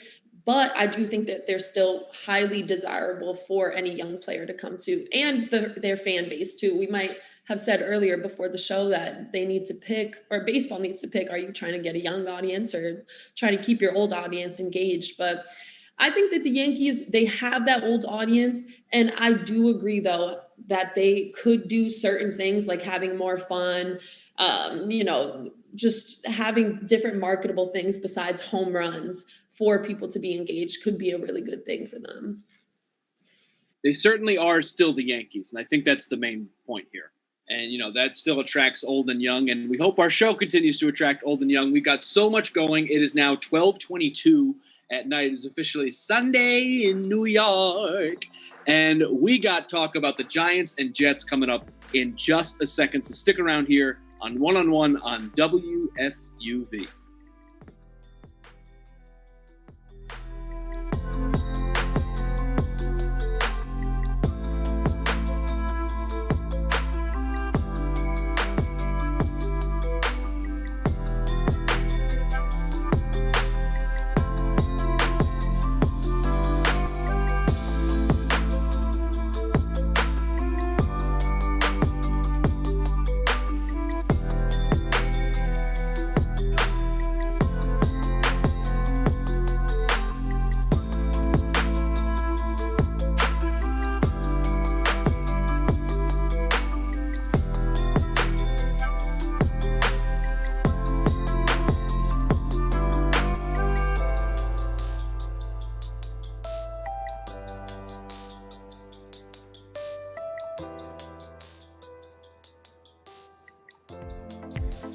To support the WFUV Sports Department, visit support.wfuv.org to become a member or make a one-time donation.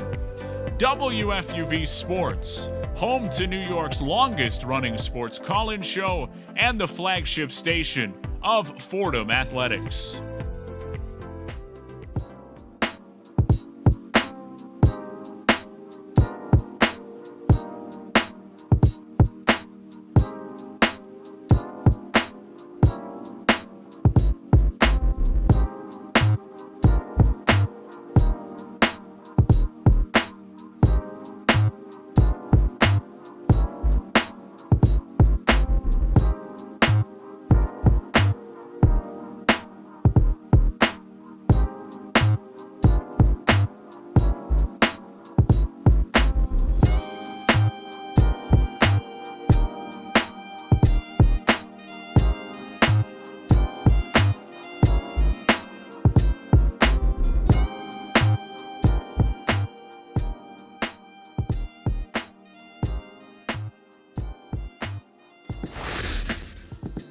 getting late.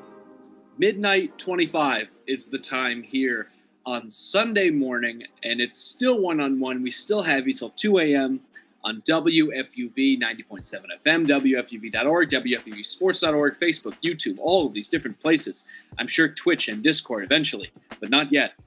Here we are. It's one-on-one. I'm Dylan Balsamo here with Gigi Spear. Thomas Aiello is going to stick on with us for a little while because we got lots to talk about. We want Thomas to be a part of it. NFL season is just around the corner, guys. And as we talked about yesterday in our pre-production meeting, it might be a little too early to get our predictions of what seasons are going to truly look like. But we can at least try. And, we got obviously two teams here in the New York area. Let's start with the New York Jetropolitans. They are trying to break what is at this point, unbelievably, the longest playoff drought in all of the NFL. Now, personally, I can't believe that's true. But it is true. And Gigi, the Jets are going to try and do it under the leadership of a new head coach. Thank you so much for that segue. Robert Saleh, the coach of the Jets. No, I think that this is going to be a very exciting game. Like we said, you can't predict with football. There's too many injuries. There's too many things up in the air, so many changes. Like you said earlier before, there's a concrete number of weeks you play. Maybe that's why it's a marketable sport. But no, I think that this game will say a lot. And to jump into the Jets too, I think that, or the Yankees, should we call them? I think that the big question tonight is going to be the question of the quarterback, because I think that the Jets have had such a long and unsuccessful history of drafting what seems like great college prospects, your number 2 pick this year, but and then them not performing well. I don't know if it's showing the obvious hardship of a transition to the big leagues from college and how different it could be to win the Vince Lombardi trophy versus maybe winning a Heisman in college or, winning a Natty championship. But no, I think that's going to be the question tonight. It's the question of quarterbacks. Obviously, we have Daniel Jones hater on with us too. Aiello's going to jump in later, but I mean, he's not even playing tonight. And it's going to be a question not only of quarterbacks, but of who the possible backups would be, how inexperienced they are for the Jets. And can they ever change their reputation as these people who seem to have someone who's going to look like to be a great quarterback? And I know we talked about Aaron Rodgers with our guest that's coming on later, but how important it is to have a great quarterback. That's the leader of the team and the playmaker. So much obviously goes into it, but that's what I think we're looking out for tonight. The game's probably underway as people are watching this or done by now. But I think the Jets just have to break the cycle of having just quarterbacks who can't really transition well to the big leagues, it seems like. Here is what it's going to come down to. I have 2 issues with the Jets.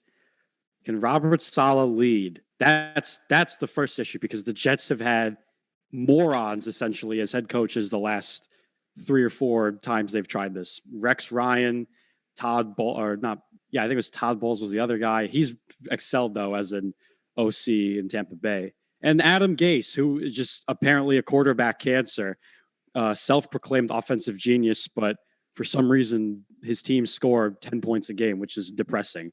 But Gigi, you talked about the quarterback position and Zach Wilson, who's their number 2 overall pick, who I presume is going to get the starting job come week 1.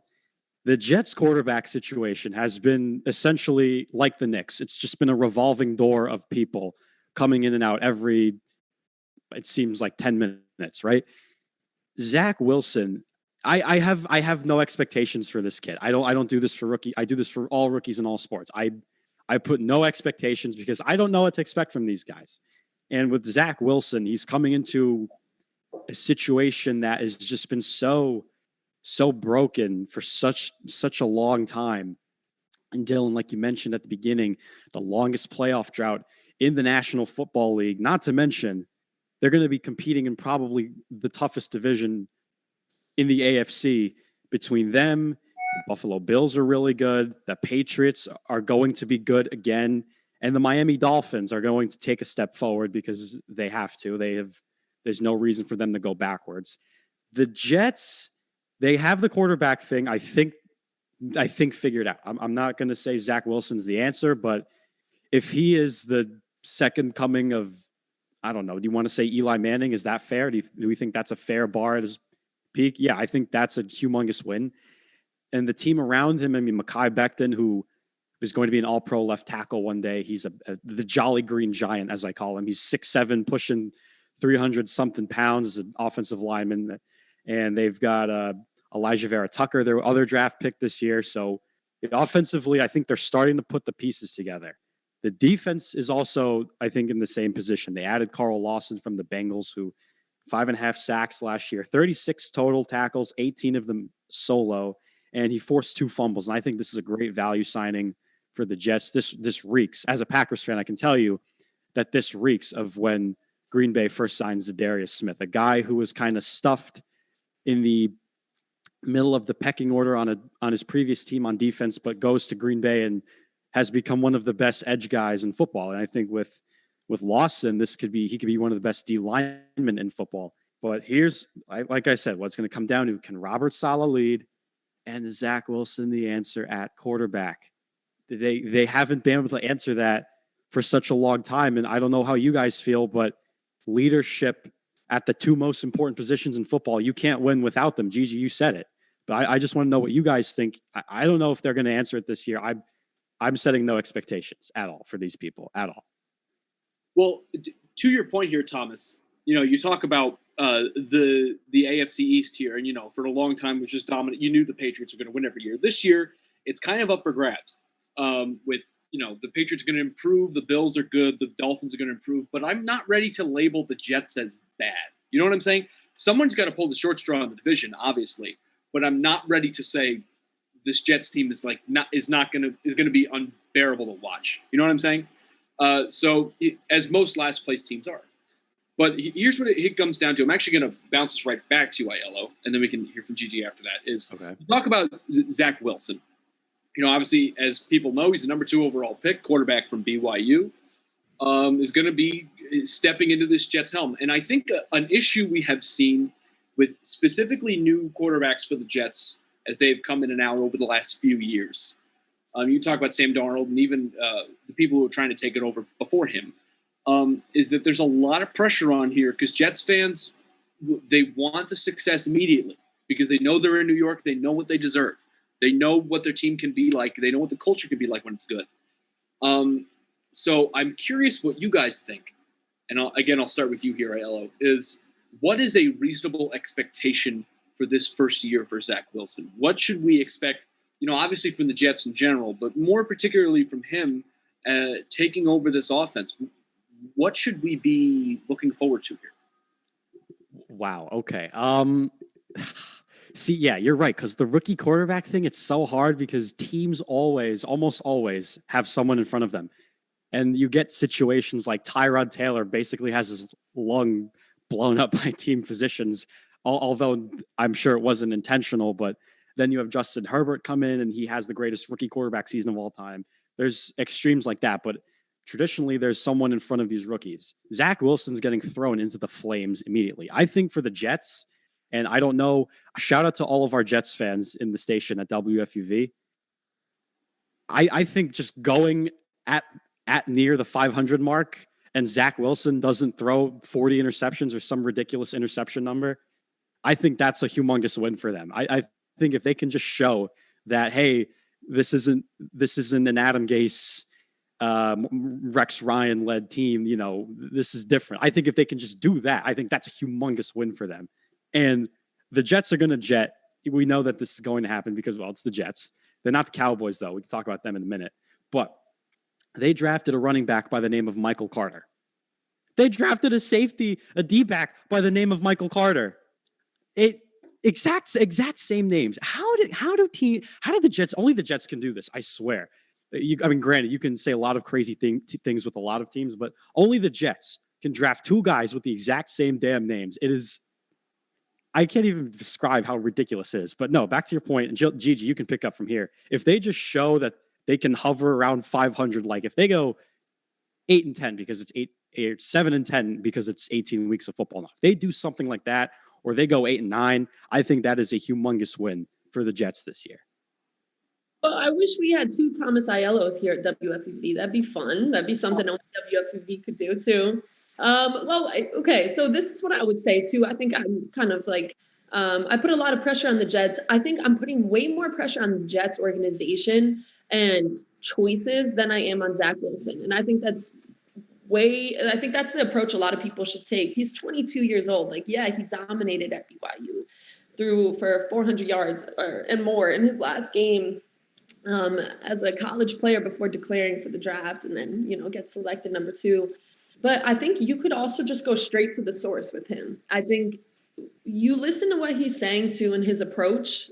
This game does not need to be a serious indicator for the rest of the season for him. I think for the teams, yes, but for him in particular, I think because he's so young and he's slowly adapting to the speed of playing with grown men versus boys coming into adulthood in college.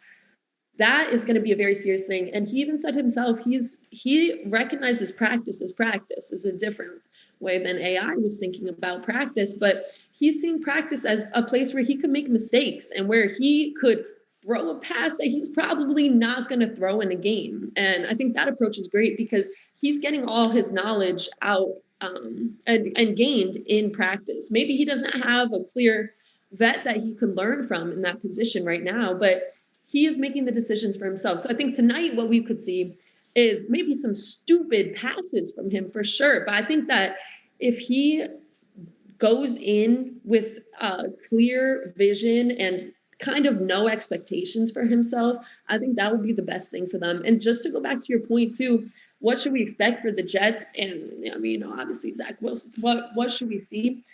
For them to finish around or above 500 would be great. Last year they finished with they had 2 wins. 2 wins, 14 losses. I'm not good at math. That's an awful percentage. They finished last in the AFC East, but thank you for that, 2 wins. But the year before they finished right below 500. So if they could get to that 2019 finishing where they're just below 500, I think that would be a win for them because of considering they lost 14 games last year. So yeah, I feel like you said, floating around 500 would be a great thing. And then tonight, we'll see how it goes. But I think I see the approach that he's taking right now and the mindfulness he has about the differences from college to now playing for the Jets. So, I think he'll be exciting to watch. I don't think that all hope should be lost if he doesn't perform well tonight, though, because he's still learning. And I think it might be it's a lot of pressure to start in this first preseason game in the Snoopy Bowl. I think that starting right now is the best option for him because he's gonna jump in and have to learn, and his team is supporting him. Yeah, this division is good enough where the Jets could win 6 or 7 games and still come in last place. So, the expectations are going to have to be shifted for that reason for Zach Wilson. So we don't have a lot of time here, but I want to very quickly just touch upon the Giants just very quickly, guys. Obviously they went 6-10 last year. They got a really tough schedule coming up. They're playing a lot of teams that were in the playoffs last year. Obviously the NFC East is usually some kind of throw up. I mean that more as vomit, but Gigi and then Thomas, real quick, what are very quick expectations for the Giants for this season? Ooh, okay. A little bit of vomit. Okay, I see. All right. I think that there should not be high expectations for the Giants this season. I think that is sad. I remember like I said before, my family is big Giants fans, and my grandpa would always call them the bums. I think that might be apparent again this season, that name tag. But I think also with Saquon being out, you are losing. Yeah, the marketing office is probably really upset about that. But I know Aiello too. You want to mention that you probably can't wait to talk about how much you don't support Danny Dimes, and I mean we'll see how Glennon does tonight. But I don't think there should be big expectations for the Giants. I think that would ruin the watching experience. But I mean I don't think we should rule them out either. I think that you have obviously it's a great organization. Daniel Jones not starting tonight, but. Yeah, I'm not too optimistic about the Giants, I would say. Can someone try to win the NFC least, please? Like, no, seriously, this division is horrid. It is so bad that no one wants to win it. I just want someone to try and win the NFC least, please. I'm sick of calling it that. But for the Giants, Gigi, as you aforementioned and are alluding to, Daniel Jones is worse than rotten onions. Okay, when you cut rotten onions, you know what that smells like? Yeah, that's Daniel Jones. It's not good. He's not good. And I know that they picked up Kenny Galladay and they drafted Kadarius Toney and they picked up John Ross, who was the guy drafted before DK Metcalf. It was drafted before all these wonderful receivers that we now see in the NFL excelling. I don't know if Daniel Jones is going to be the guy to really lead this team kind of at all. And to touch on one more point, I need to emphasize, yeah, you said Saquon's going to be out. You are correct that he's probably going to be out for a little bit. But when he comes back, who's the offensive line? It's like putting me out there, okay? And how I'm currently built, a skinny little 5'0" person trying to block Aaron Donald. I'm gonna get run over, and then Daniel Jones is going to get killed, basically. So point in case, the Giants, while they addressed the need to get weapons, they did not address, I should say, the offensive line, which is ranked 31st out of 32 NFL teams, only the Chargers worse. I don't know how they're going to function with an absolutely horrid offensive line. But to the division thing, I just want someone to try and win the NFC least. Please, someone just try. Well, Daniel Jones is mostly like an onion because defenses will tear him open and it'll bring me to tears.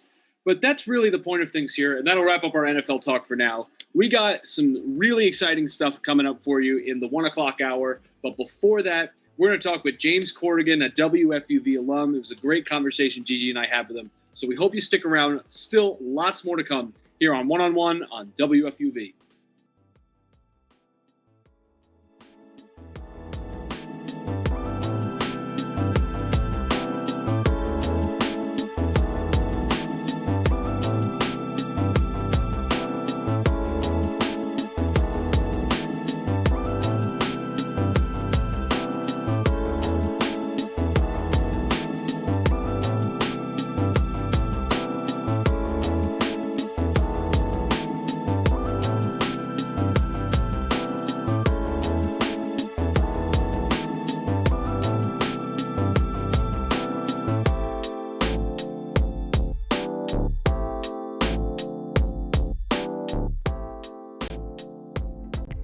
One has a brand new YouTube channel. Subscribe to WFUV Sports to catch our simulcast Saturday nights and get notifications so you never miss another show.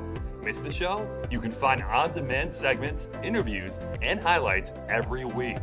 WFUV Sports, home to New York's longest-running sports call-in show and the flagship station of Fordham Athletics. Welcome back to One, New York's longest-running sports call-in show on WFUV 90.7 FM, live on Facebook, on YouTube Premiere, all these different places where you can find us. However it is, we're thankful you've joined us. We are back now for a special conversation we're going to have with a friend of ours. He is a friend of the station. He actually won the Edward R. Murrow Award for this very station at this very university. He is currently a multimedia journalist of sorts at WKTV in Utica, New York. He's also covering the Packers preseason. He's done some play-by-play work for ESPN Plus and all of the ESPN online platforms. He is a busy guy, and we're so happy he's taken the time to talk to us. It is James Corrigan. How's it going, James? Oh, it's going great. And to hear those call letters and to hear the 90.7 number again it's awesome. And it's great to be back on with the two of you. You guys are doing an absolutely fantastic job holding down the fort and producing some great content in some difficult circumstances. Oh, well, we appreciate that. Thank you. And same goes to you. So anyone making sports content in this time is made a lot of sacrifices. But you are currently doing something really interesting, which is covering the Packers preseason wise. And this is a really interesting year to cover the Green Bay Packers because this whole Aaron Rodgers situation, which I feel went on really the entire offseason, and now he's with the team, but he wasn't there yesterday, I saw. Can you give us the lowdown on what that situation is like? Because it must be strange. The other day was just a regular rest day for him. He was with the team. He was with the team, but he didn't practice on the field. But he didn't practice, but he was there on the field. But in terms of the situation, yes, it went on for a while. I arrived here in Green Bay. I'm in Green Bay right now. I arrived the weekend before the training camp started, and at that point, there was no answer. Practice started on a Wednesday. The Saturday, there was no answer as to whether or not he was going to show up. Obviously there were retirement rumors, but out of the clear blue, contract is renegotiated. He shows up on a plane. He shows up on the field, and in some ways, it's like nothing has happened. But in a lot of ways, in almost every way, it is a bit strange, especially between him and the organization, and especially with general manager Brian Gutekunst. Aaron Rodgers said it himself. He said a lot in that opening press conference, which was a remarkable press conference. This is something that's been building between him and the organization for quite a while. He feels that a lot of veterans, a lot of people that he's trusted over the years has been wronged, were let go, were not treated well on the way out, and that he didn't have a lot of say in what the goings on in the organization were. And in my opinion, I think that a lot of his, the breaking point was seeing the success that Tom Brady had in, sort of more expanded role with Tampa Bay, and being able to bring his guys in like Antonio Brown, like Leonard Fournette, and to just be loose. And you see how happy he is joking with the president and playing golf on TV, although Aaron Rodgers played golf with him on TV. Aaron Rodgers saw that and said, why can't I have this? Why am I not even being told whether we're drafting a quarterback in the first round and trading up to draft a quarterback in the first round? So Rodgers the other day said that he and Gutekunst, the general manager, their relationship is a work in progress, and that I think is an understatement. And James, I've seen you snap a couple photos of Aaron Rodgers on the field. And like you said, he's trying to take the situation into his own hands, as he should. He's the reigning MVP. I mean, they need him. And I'm just wondering, what kind of vibe are you getting from him? Because if he is trying to take things into his own hands and have a little sense of independence, he also has the responsibility to be a leader too. So what are you seeing from him on the field now? Well, he's had some spectacular performances in practice. I think when it comes to his play, he is not skipped a beat. He's making the throws that we've seen him make time and time again, year in, year out. And I think his teammates are happy to see him back. I don't see that there is a rift in the locker room. I mean, you never know what can come out, as we've learned, randomly on draft day, that he wants out. But I don't think there's so much a rift in the locker room. I don't think there's a rift with him, even with Matt LaFleur, the head coach. Even when he's not practicing like he was not practicing the other day, he was still with Coach LaFleur, still going over things, still coaching up with Jordan Love as well. So I think when it comes to on the field, I think less so there is awkwardness. In terms of his relationship with the fans, now that was something that came about during the off season, and there are still a few fans that are irked about how Rodgers has handled this. On the first day of practice, the Packers do something where it's very nice, where they ride bicycles from Lambeau Field to their practice facility, which is about a block away. And normally they'd be able to interact with the fans while they're riding the bike, take pictures and all that. This year, a little bit different with protocols. The fans were a little bit away, but it's still nice to see. And one fan held up a sign it was sort of an anti-Rodgers side. Now, that's certainly the minority of fans here in Green Bay. Most of the ones that I've talked to are thrilled to see Rodgers back because, of course, they want to win a Super Bowl. But, it's sort of in the back of some fans' mind. You see even fans wearing Jordan Love jerseys, sometimes. And think about that. How many times do you see a fan wear the jersey of a backup quarterback? You don't. But I've seen a few of those in Green Bay. So it's not just a relationship with the fans is something that is going to be interesting, especially after this year, because this is such a unique fan base, to say the least, in a unique football city. Talking with our friend James Corrigan here on One-on-One on WFUV. And what's interesting, James, is when there's this much question to a certain point in the preseason about who the quarterback is going to be, that's usually not the sign of a competing team. But I don't think that's really the case with this Green Bay team. And not only is this a division that has kind of been up for grabs in the last couple of years, but this is a team that has the ability to push forward.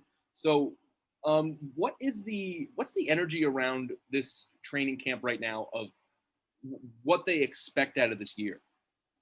Well, what they expect out of this year is a Super Bowl. They're right now the second favorites, odds-wise, in the NFC. You can argue that they have the best roster up and down. Obviously, you could make the argument that they should have beaten Tampa Bay last year. Rodgers not running it in on third down, and of course the field goal on fourth down making a huge difference in that result. They 26-6 over the last 2 years. They've made a few upgrades as well in the secondary. First rounder Eric Stokes as a corner is somebody really to watch, and Amari Rodgers on offense has a potential to be a real weapon there. The third rounder out of Clemson is lightning fast. And I've seen him get some work in a lot of different aspects of the offense, out of the backfield, in the slot, screens, kick returns. So this is a Packer team that is winner bust, and the energy around this team is that and then some, based on everything that's happened in the offseason. Let's also remember that Devontae Adams is not extended beyond this year.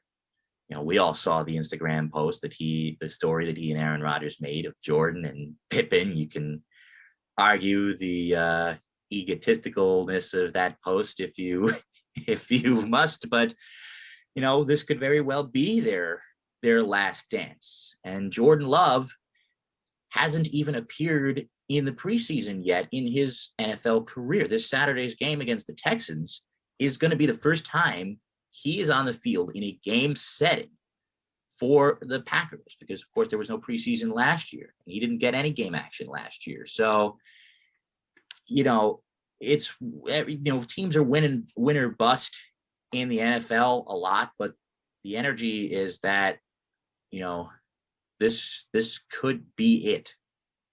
I think that's so interesting too to think about. I mean, you're setting up a great story, the Last Dance, but football version. I would love to tune in and see how this goes.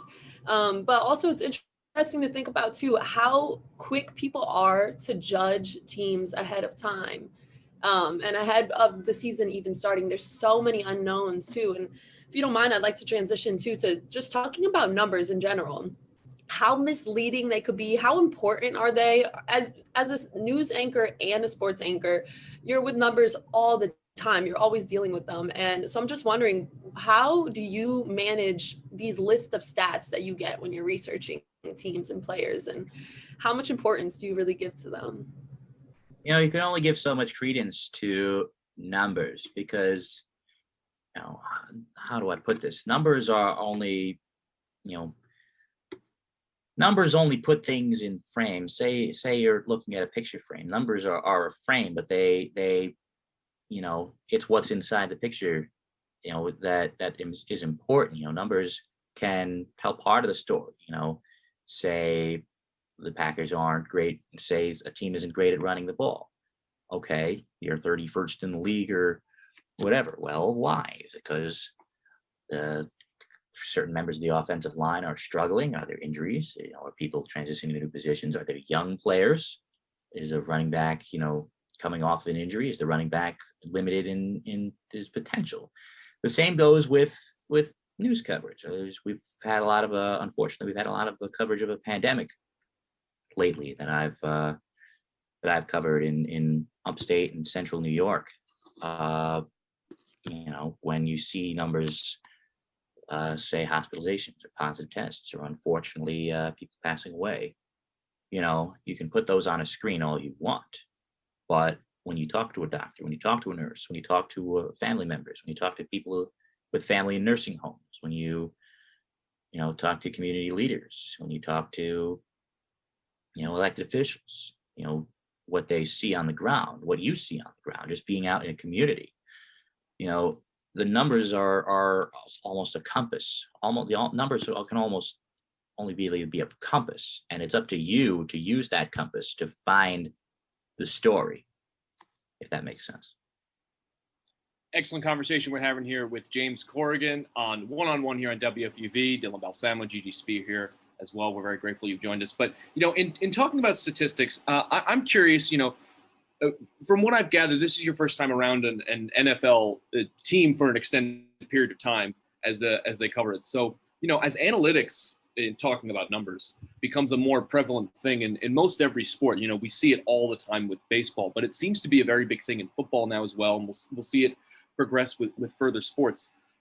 Have you seen that type of thing in the decisions that the Packers are making? I know it's still the preseason, so it might not be the best way to get that type of temperature, but I'm sure in the judgment of players, people are using rather advanced statistics because we might not get another chance to see a lot of these guys.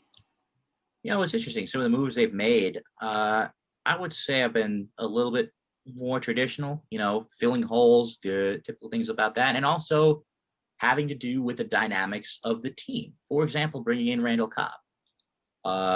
Randall Cobb did not have a great year last season in Houston. Of course, nobody did. But Aaron Rodgers said, essentially, I want him back. And so, boom, conditional sixth round pick later, he's back. Did he come back to fill a hole? You can say maybe, they weren't exactly missing him last year. They already drafted a receiver in the third round of the draft this year. But in terms of team dynamics, that was an acquisition when it came to that. In the secondary last season, Kevin King struggled in the NFC Championship game against Tampa Bay, giving up the touchdown to Scotty Miller memorably in the end of the first half, making other mistakes in the game as well.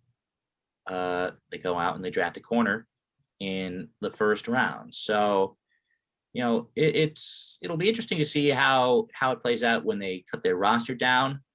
There's potential that a receiver that was with the team last year will not be with the team this year, whether it be Devin Funchess or Equinemius St. Brown or Malik Taylor, who was more of a special teams specialist last year. So it's hard to really gauge, whether or not they're doing that right now. I know that their previous head coach, Mike McCarthy, claimed that he spent the previous year, claimed that he spent his gap year looking at analytics, looking at numbers, doing things like that.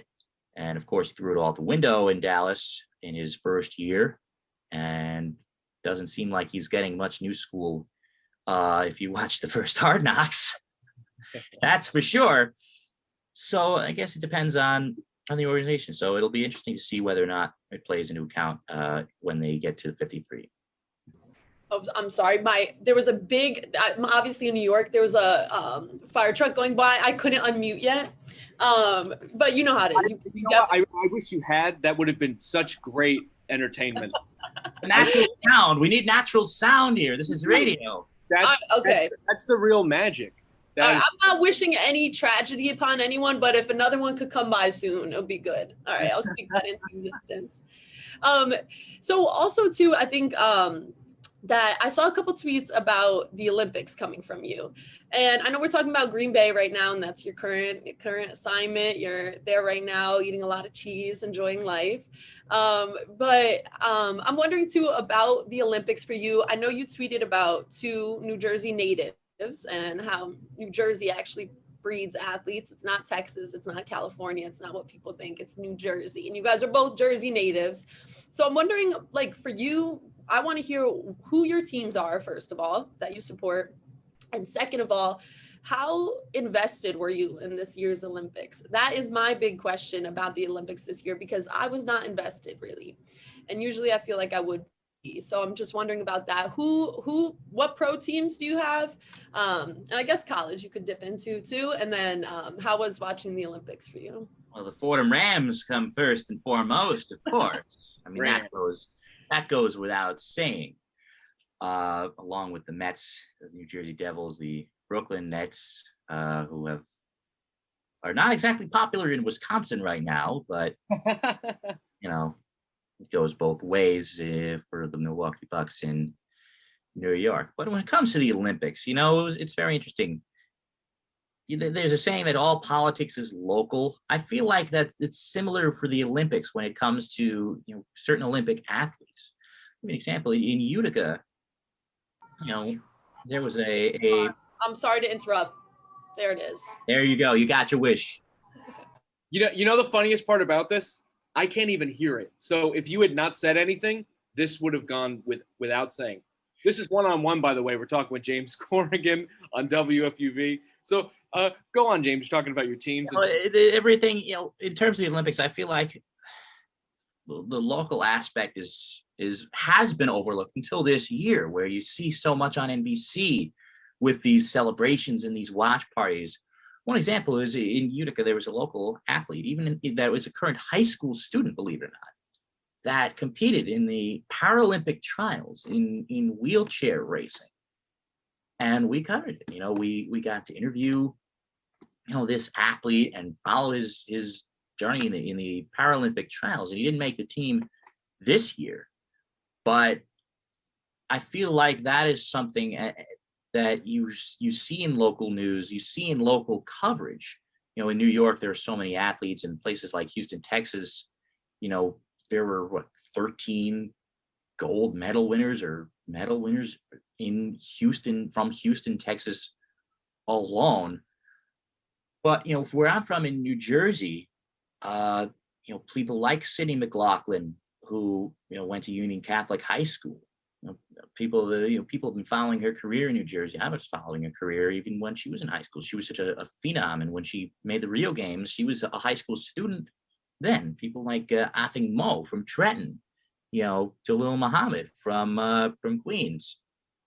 You know, that in my mind is the essence of the Olympics, especially when you're covering things from a more local perspective for a singular community. Those are the stories that really, you know, drive a lot of interest. And when you see in Minnesota as well with Suni Lee in gymnastics and Gable Steveson in wrestling winning in dramatic fashion, that's so much of what I love about the Olympics. And I was so thrilled to see so much of it. It's a quote from your tweet too about Suni Lee. You said Suni Lee is everything great about sports and the Olympics. And what was it about her story that got you intrigued? Oh my gosh, where to even begin? You know, of course, the family story with her father is one thing. You know, the families, especially gymnastics, sacrifice so much that, you know, to do all those things and have to have a father who was going through those difficulties with his paralysis. That's certainly part of it. And of course, the circumstances in which she won the all-around gold. Of course, everybody came in thinking that, you know, everybody came in basically gunning for second. And then, you know, circumstances happen, of course, with Simone Biles and all of what she had to go through in Tokyo. You know, the courage she showed to even get back onto the balance beam with everything that was going on with her. But you look at the perspective of Suni Lee, and the door is open. But, you know, after losing in the team competition and losing Simone Biles for the competition, so much is put on her shoulders at that point in time to take it home, and for her to deliver the way she did, and the celebrations for her family, that was probably my favorite moment in the entire Olympics. Loving all this Jersey pride we're having here, by the way. We cannot forget Tom's River product, Todd Frazier. Oh, gosh. Did you know he played in the Little League World Series? I never knew that. Wow. I'm so grateful you told me. James, thank you so much for coming on the show. We really appreciate it. This was a great conversation. Thank you so much for coming on. Oh, it's my pleasure, and it's always great to talk WFUV, talk Fordham University, and what you guys do is the work of champions. That's for sure. Oh, well, we appreciate that. Thank you. That's the pride of Edison, New Jersey, James Corrigan. We're so thankful he's joined us. We got a lot more one-on-one coming up, so stick around. We'll be back in just a few minutes. This is One-on-One on WFUV.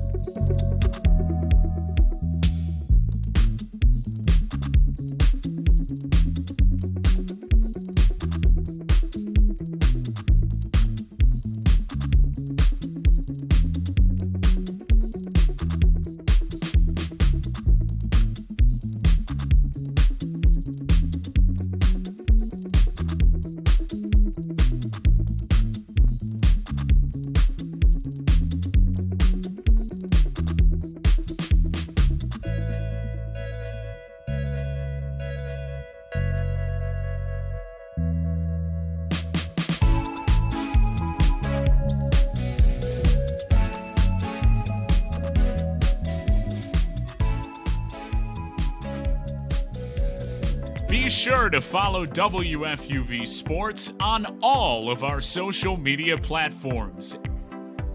At WFUV Sports on Twitter, at WFUV_sports on Instagram, and WFUV Sports on Facebook and YouTube. WFUV Sports, home to New York's longest-running sports call-in show and the flagship station of Fordham Athletics. It's WFUV and WFUV HD, New York. Listener-supported public media from Fordham, the Jesuit University of New York. Right here on 90.7 FM, WFUV.org, and WFUVSports.org.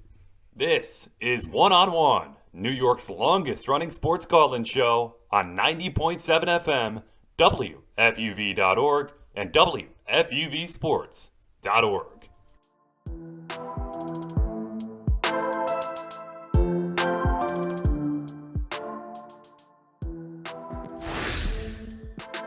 Welcome back to One-on-One, New York's longest-running sports call-in show, 90.7 FM, YouTube, Facebook, illegal streams, I guess, if you're into that kind of stuff.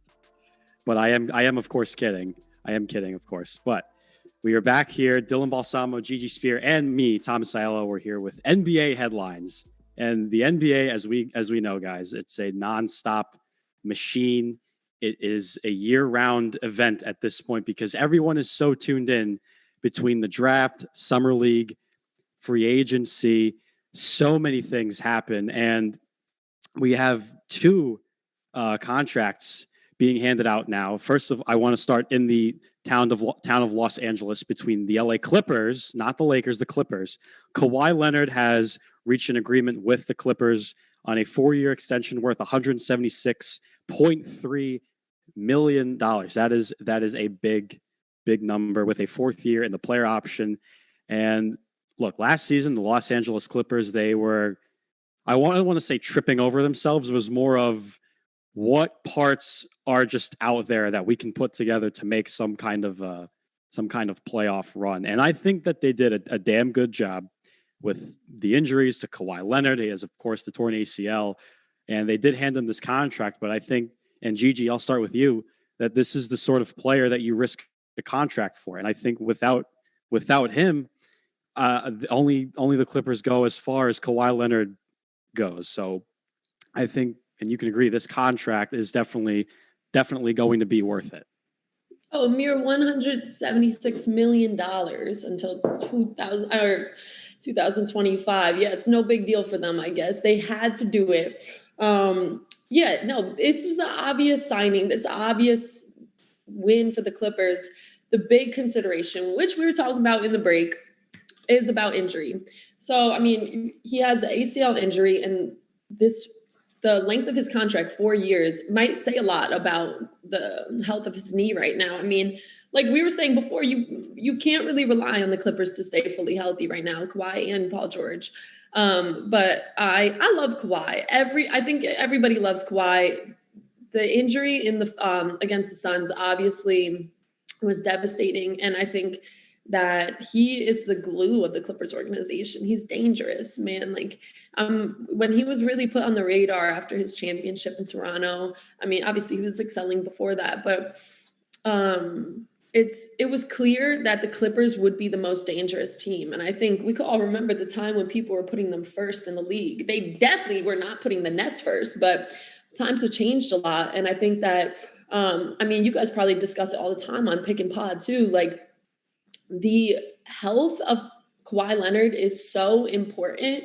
And I think that we just have to watch out for that. But I think that this is a huge, huge, huge deal for the Clippers. And I mean, I feel like I wasn't surprised by this re-signing because I wasn't really sure where else he would fit in the league. I mean, he would be a dominant force on any team, obviously. But I think that the Clippers just make the most sense for them. They created this partnership, him and Paul George, and it was hyped up a lot. And I mean, they didn't get their job done just yet, but they clearly want that championship and that ring to come. And I think that re-signing him is just huge. And like we were saying in the break, I wouldn't put the Clippers yet in the top 10. I don't think you can just yet because you don't know when he's coming back.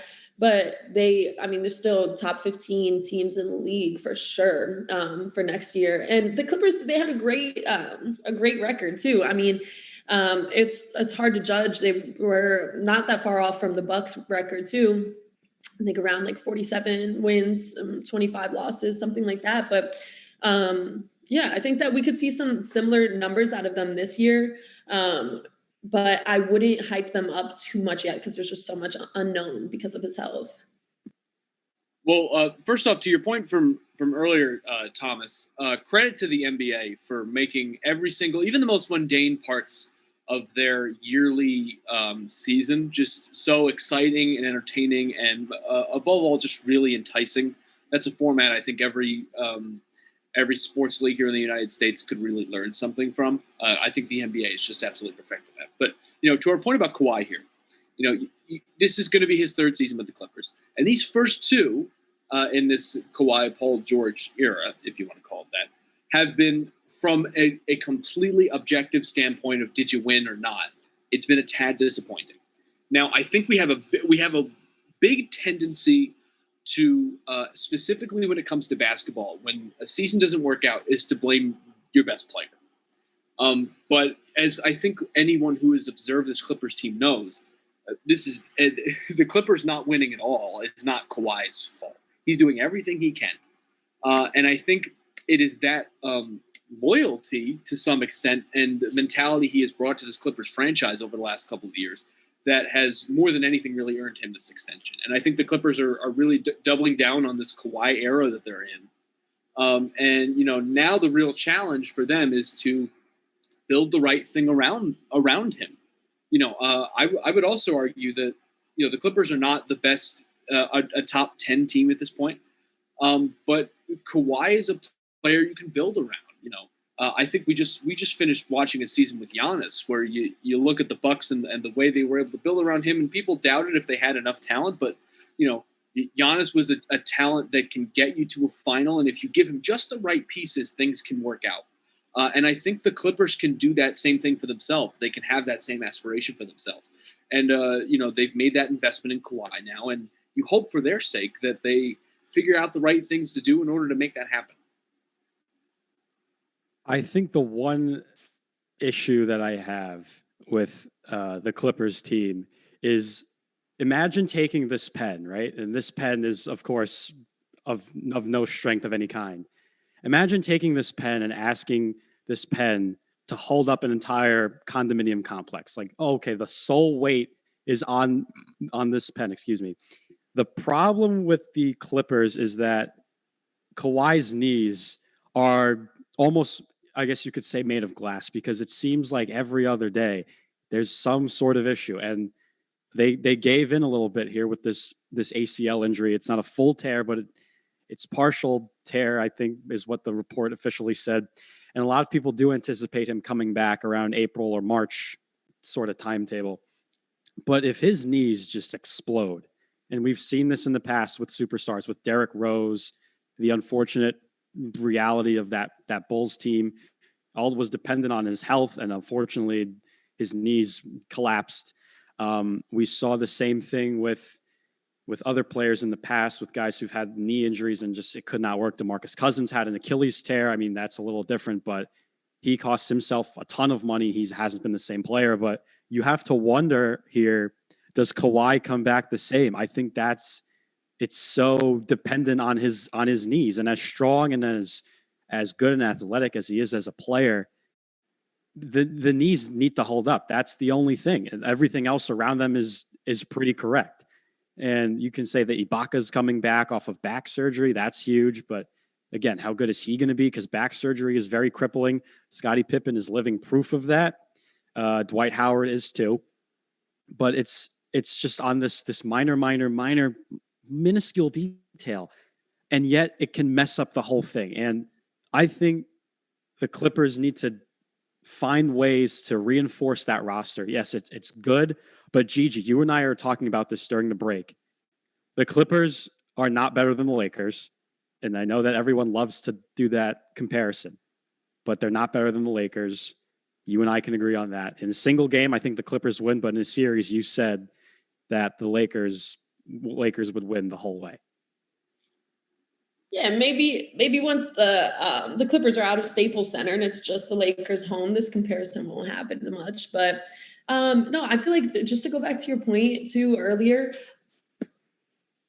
Kawhi's return depends a lot on his longevity and his age, but he is such a consistent player where I think that his return, even if it's after the All-Star break, which could be a crazy time to come in and enter the season again, I think something that we could see is him coming back later than a lot of people anticipate, though, because he's been through this before, and I think he has a lot of it seems like he has a lot of awareness. And something I would always say about Kawhi is that he is sure about his decisions. He doesn't talk a lot. So when he does, you really listen. And him signing with the Clippers here, it's obvious that he's all in.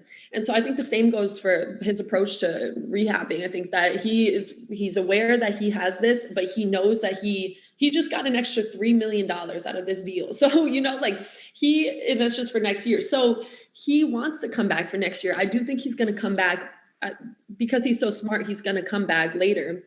But I think if you look at his numbers, he's averaging 25 plus points last year, rebounds, assists, he's leading the team. And so you take that into consideration. And then also with this championship run in Toronto, he was putting up just a little bit better numbers than that, like 28 points, whatever. And so I think something with Kawhi is you could expect him to come back because he is such a consistent player, I think, and is smart in his recovery period. So yeah, I wouldn't be too concerned about that. Also, just to talk about the rest of the people on the roster too, you have just great team players, Pat Bev, Rajon Rondo as veteran leadership. I think that those two players in themselves, you want Paul George to stay healthy, you want other superstars to stay healthy, including Kawhi. But to have those two players, I think, is so key for the success of a team because they are just all in for a team win, it seems like. They're not selfish players. So I think that's something that's going to help the Clippers cause. But, I mean, as we said, a lot's going to depend on the speediness of his recovery and the rest of the league, too, because this is not the only team that's prone to injuries, especially in the West. I mean, I got a lot of grandpas on the Lakers right now, so we'll see how they hold up. But yeah, I'm excited to watch, but I would not count him out. Like, he's proven time and time again that you just can't do that. And he's only 30 years old too. And I guess that's relatively young compared to other people in the league. So I think the important thing for the Clippers, if it's going to be a tale of two halves for them when Kawhi comes back, what they're going to need to do is just be some kind of sustainable team during this first half. And that can mean a whole bunch of different things. And it looks like they have that veteran ability to be able to just push things along to be, for the most part, a middle-of-the-road team up until that point of return. And if that's the point when Kawhi comes back, that's an incredible jolt of energy for a team to come back. Especially, like, let's say it's the first game after the All-Star break. Imagine getting a couple days rest, and then all of a sudden this incredible talent comes and joins your team. That is such a jolt of energy that's going to take them through. And that's a momentum shift that can be incredibly important at that point in a season. So if you're the Clippers, the game plan, I would say, at least for the first half of things, is really kind of just stay afloat until things pan out for them. Yeah, I think treading water is a good way to put it. But speaking of treading water, and I mean, I don't know, this team might be drowning, is the Dallas Mavericks just handed Luka Doncic even more money. They gave him a 4-year extension for a total of $207 million. And I think it's obvious that he is deserving of money that type in every way, shape, and form. I don't think we're going to disagree. The problem I have here with this Dallas team is that everything around him is bad. Okay. They hired Nico Harrison, who worked for Nike, and now he works for the Mavericks as their president of basketball operations, and he's never done anything like this before. Michael Finley, I believe, has a front office position. Jason Kidd is now the head coach because Rick Carlisle straight up quit. And you can say what you want about Jason Kidd, but the worst part about the Dallas Mavericks, is they hired Bob Voulgaris, who, if for those of you that don't know, his claim to fame is betting that Shaq and Kobe would win the 2001 NBA Finals and beat everybody. That's this guy's claim to fame, and he runs their, I think, analytics department. That's his job title, president of analytics or whatever it is. The Dallas Mavericks, Dylan, you can start. I think they're just doing everything wrong. I feel very bad for Luka, and I know that the contract's the main discussion here, but everything around him is just, it's bad. It really does not make sense. It's really confusing, as you say. And, obviously we could all go around here, and our producer, Alex Wolves included, we'd all have the same opinion. We love Luka. Everybody loves Luka. Who doesn't love Luka? He's a great talent to watch, and you just got to love him. But, ideally you would want a situation similar to something I hinted at earlier with what the Clippers could do to build things around Kawhi, and what the ideal situation the Milwaukee Bucks have found themselves in. Of you got your star, build just the right pieces around him. Doesn't necessarily have to be other huge stars, and make things work. But as you mentioned, I think what really needs to happen in Dallas is some kind of culture change in the front office, because that shift, there needs to be a paradigm shift if you ever expect the mentality to change. That those things don't change overnight, and one player unfortunately can't do it, at least not in this point, in the way that sports works and sports front offices work. It's just not going to happen. So if you're the Dallas Mavericks, it's going to take a lot more than a player, and I think Luka's aware of that, but I credit him for having real faith in this team, and it seems like we're really entering a true era of loyalty in the NBA after a long period of time of specific player independence. But for Luka, you hope things pan out, but I'm not so hopeful, to be honest. Seems like you guys are questioning the decisions of the Shark, Mark Cuban, a lot, which is funny because, businessman. I feel like you have to trust the decision he's making to bring on the people that he is. I mean, someone else too they're bringing on is Dirk Nowitzki, bringing him back in the organization. Obviously, he's not playing. I don't think he could run up the court anymore. He barely could towards the end, but you have great people coming in.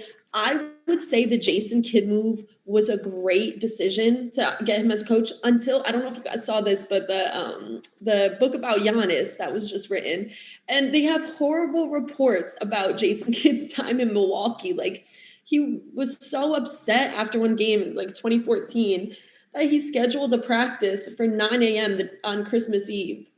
when people are trying to fly out and see see their families. So I feel like that could be a bad move, especially if culture is the problem for the Mavs, which it seems to be. Like Avi Kristaps is going to be number 2 to Luka always, but it's about finding the team chemistry at this point. Obviously, you could rely on Luka. What did he average in the Clippers series? 35 points, 10 assists, 7 rebounds, and he was the 3rd player in Olympic history to finish with a triple-double. I mean, Luka himself, he's going to figure it out. And the Mavs were 42-30 last year. And you have Mark Cuban making these decisions and a lot of tension in the front office, like you were mentioning. I think that we could trust the decisions of Mark Cuban, though, and maybe it's because I'm watching too much Shark Tank and I see his genius. But it's going to come down to how Jason Kidd could help team chemistry rather than hurt it and make it a toxic environment. If Luka was preferring his home team over the Mavs, that says a lot. He's looking for people that he could trust and be around and also have fun with. Like, he's still such a young player. So yeah, I mean, I think that is going to be something crucial is Jason Kidd's role on the team. I don't think Luka's he's not an NBA baby at this point. He's also not a full-grown NBA adult. I think he's in the NBA toddler stage, if you will, as I'm using kind of like the dog years metric. But the point I'm trying to get at is Luka has enough pull at this point where he can sort of make his own decisions for the team, I guess, as the new de facto GM. My only fear, and I'll wrap this up really quick with Jason Kidd, is are we going to see Jason Kidd not install his blitz attack on defense again? And is he not going to be senile to making adjustments in games? Because Bucks fans, I can tell you this for a fact, will say, no, we're not going to see that.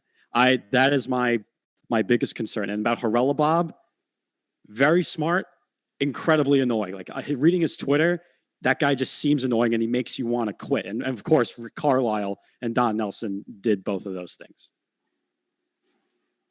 I guess you're right about annoying, and really, what would any of us here know about annoying? But that's going to wrap up this NBA segment. We've talked about the NBA. We got that out of the way. Next, we got a great WNBA conversation coming up. We're so excited to have it right here on One-on-One. So stick around. We'll be right back here on WFUV. Stay tuned.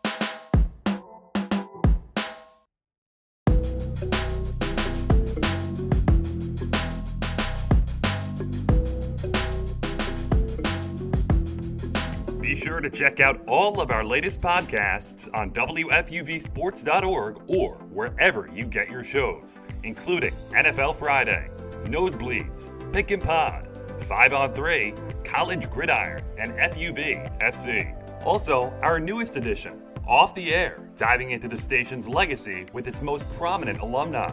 WFUV Sports, home to New York's longest-running sports call-in show and the flagship station of Fordham Athletics.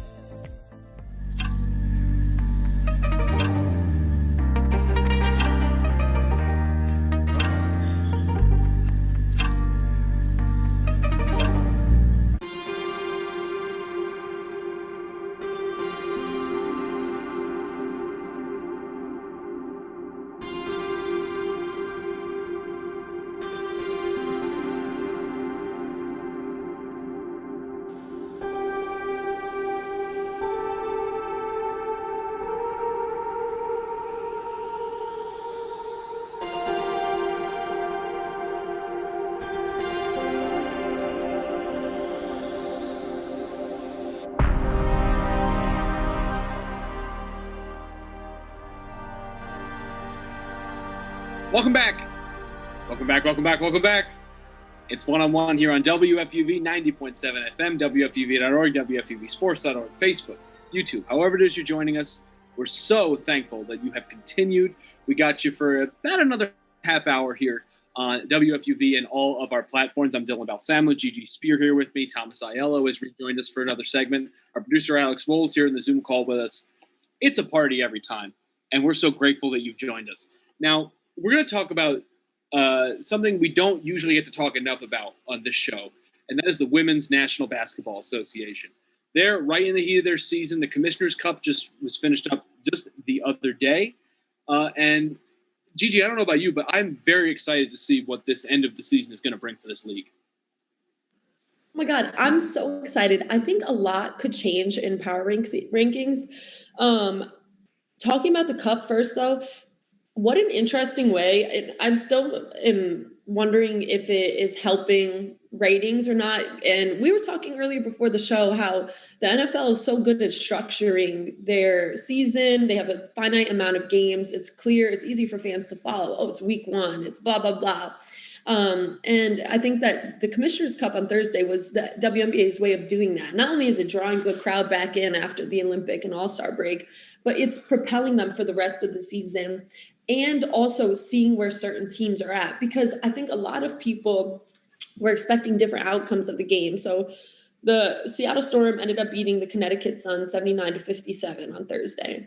And it was kind of a blowout and the Sun looked tired. But I think what's such an interesting and unique thing is that for the Storm especially, you had 5 people coming back from the Olympics who had just played. And it's like, all right, they're probably jet lagged, they're probably tired. However, they're used to playing and they have this game speed inherent in them right now that other players are just getting back to. Yeah, the break, I remember before I was covering the New York Liberty game and one of the players, Jazz Jones, said that the break was going to be good for not only mental health of players, but also physical health. And a lot of coaches were following protocol. It was to have a certain number of days off for all players so that they could have a true break if they weren't in the All-Star game or the Olympics. But for players too, that whole month is a way to reshape your game. It's people coming back from injuries now. And it's going to set up for the rest of the season because the power rankings now could shift so much. And I'm excited to hear too what you guys think about it and how much maybe the second half might be different than the first or what your takeaways are too. I say the one thing, and this is me being a nitpicky person, is I wanted the game to be on cable television. I applaud the effort. Amazon Prime, it's a great little thing, but I think if they allowed it to be on NBA TV, I think that would really do the WNBA a good service because you can pull in even more people. I think that way. But the literal game, I watched it, Gigi. I was, like I said earlier in the show, I was multi-screening between Field of Dreams, the Commissioner's Cup, and doing prep for this show. It was fun. I was enjoying myself. And to me, I think I picked this up. I think this is pretty quick that I picked this up. Brianna Stewart and Sue Bird, they're still unstoppable. And Lloyd, like you add a third person, I don't know who stops that. And even as great as some of these players are, Elena Delle Donne, Brianna Ionescu, who was setting the league on fire pretty much at the beginning of the season. Brittany Griner, who has tremendous name value in the WNBA, and she's also a dominant player. Who stops the Seattle Storm? They're just a really, really good team. I mean, Brianna Stewart is dominant as dominant as it gets. Sue Bird is still really good, even as she ages. She just seems to get better, and she's a great passing player. I think she also has a knack to put points on the board when she has to. But they all play an all-around game. I think Seattle, just the way that they came into the Commissioner's Cup and put their foot down and said, "We're going to win this and the prize money." They absolutely ran the Sun into the ground. I thought from the jump, the Sun looked flat. And again, I'll reiterate this: who is stopping the trio of Stewart, Bird, and Lloyd? They're that good. They're that good. I'm getting speechless because they're just that good. There's no way you can describe how good they are, guys. I can't believe you just referred to Amazon Prime as a nice little thing. Amazon is like literally the biggest company in the world, and you're like, oh, it's this nice little. Well, thing it's because not everyone has it though. See, that's the oh thing. no, you're absolutely right. It was just very funny to hear. I also think that's something that, and this is something I have been, I've been said a couple times on the show for the last couple of months, but I think a lot of times the WNBA will wind up on streaming services or on really low level cable channels because people will think that it doesn't get the ratings that the NBA does. But this is something we mentioned in our pre-production meeting the other day is like, it's a league that is entertaining. And if you give it the audience that you give to the NBA, I promise people will show up. If you build it, they will come. People will watch this. If you give it the right amount of time and energy and space, people are going to watch it. But okay, so to shift conversation here about what the second half might bring for this league, and we can get more into the New York Liberty, Gigi's assignment here at FUV in a little bit. But Gigi, I'll ask you because I kind of agree with Ayala here. To me, at this point, this is the Seattle Storm's league to lose. Oh my God, yeah, it's really hard to doubt those big three, especially seeing them play to the extent they do with the amount of confidence. Their rap sheet of great accomplishments is actually one of the most impressive things all three put together. And like just the swag they exude too is really exceptional. And I think that they are just such culture changers too for the whole team. So it's kind of like, I mean, I don't even know. There's so many big threes in sports history too that you could look back on. It's like, oh my God, like who was going to beat that? That's a juggernaut put together. So I could see that happening. I would argue though that the Las Vegas Aces have a real chance to move up. Maybe not to the number one spot just yet, but I think that especially with the dominance that they have and they've had consistently throughout the season, I would say that might be the biggest competition moving forward. In addition to the Chicago Sky, I don't think that the New York Liberty are there yet. There's just too many moving pieces. You can't really rely on Sabrina Ionescu right now as a scorer. You have Betnijah Laney putting up solid points every time for the Liberty, and I'd love to watch them, but it's such a shift from when I think they might move down in their rankings too, because for the rest of their season, they're going to be playing harder teams too. And like you said, I'm reporting these games and the actual environment there is just so different when you have Sue Bird playing, when you have just dominant players there. And it's like, you just can't compete. And also they've been superstars for so long where all the other players are looking up to them. They've wanted to play with them their whole lives. And so I think it's you're right in saying that you can't really stop the Seattle Storm, but I think that there will be a lot of strong contenders to do that. And some things will shift, but maybe not that number one spot, like you said. I want to give a quick little story. A couple of years ago, this is, I think, 2018, before I came to Fordham, Sue Bird was at the Rose Hill Gym. She was, where was she? I think she was diagonal from where I was sitting in the alumni section at the time. I don't remember. But point in case being, I went up to her because I knew who she was. So I go up to Sue and I say, "Oh, hi, like I'm Thomas, I'm a big fan. Like, this is really cool." And she's like, "Oh, well, thank you." And I asked her about, how do you maintain longevity the way you do? And she just goes, focus. It was a one-word answer, is focus. And I go, in my head, like, that's it. Like that will win you at WNBA championships. And Gigi, I want to jump back to your point. As great as Sabrina Ionescu is, there's the Liberty are, I don't want to say they're horrible. I think they're in a good spot. They can definitely get better, of course. That's with everybody, but I think they can get better. And they have a great building block with Sabrina. But I just, is she going to be the alpha of the team? Is she going to put her foot down and say, we're doing it the right way? We're gonna focus like Sue Bird does? That's my question that I'm gonna pose to you. I think that's a great question. It will be really hard to answer that though, because there are such different people. You could tell that she is someone that they rely on completely, and she's suffering injuries of her own too, and adjusting.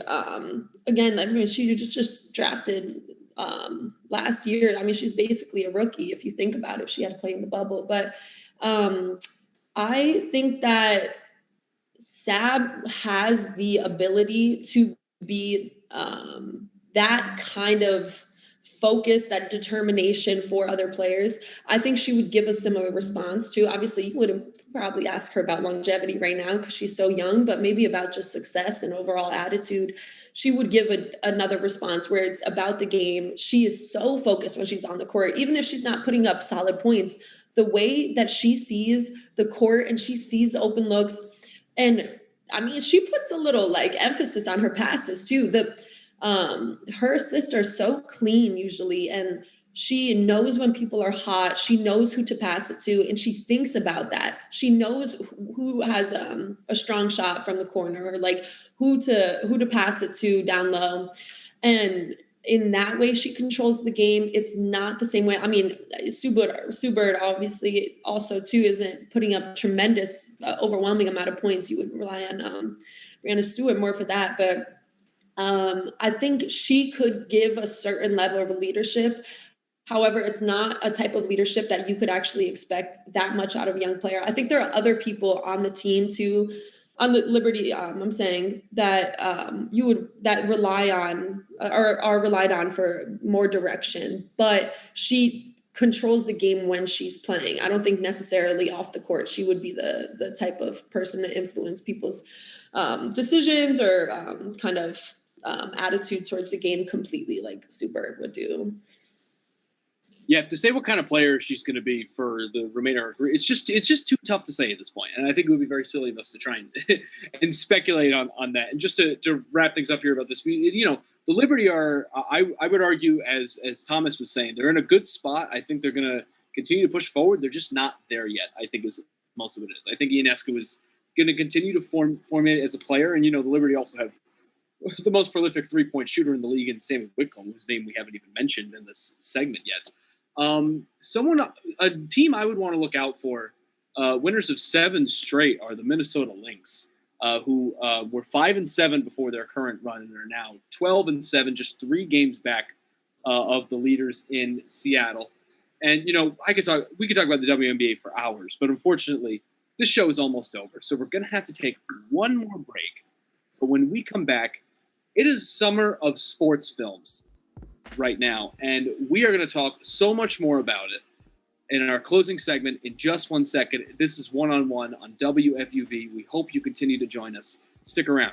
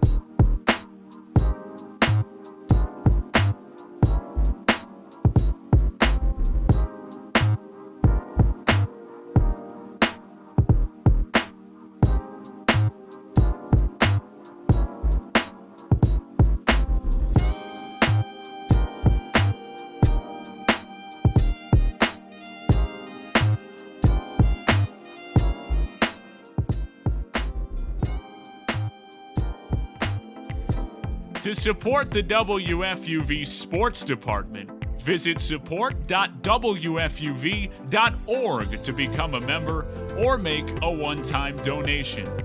WFUV Sports, home to New York's longest-running sports call-in show and the flagship station of Fordham Athletics.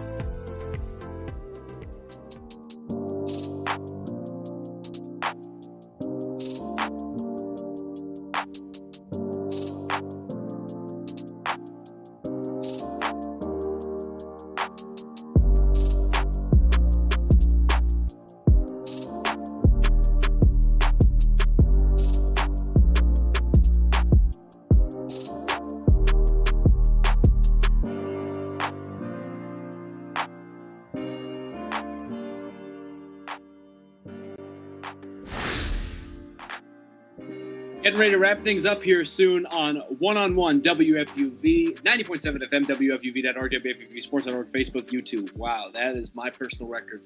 For the fastest, I have listed off all of our affiliates and platforms. But nevertheless, however it is you're joining us, we are always so glad that you care to join us, especially late here on a Saturday night. It's 1:45 in the morning. I hope you're heading home. I really do.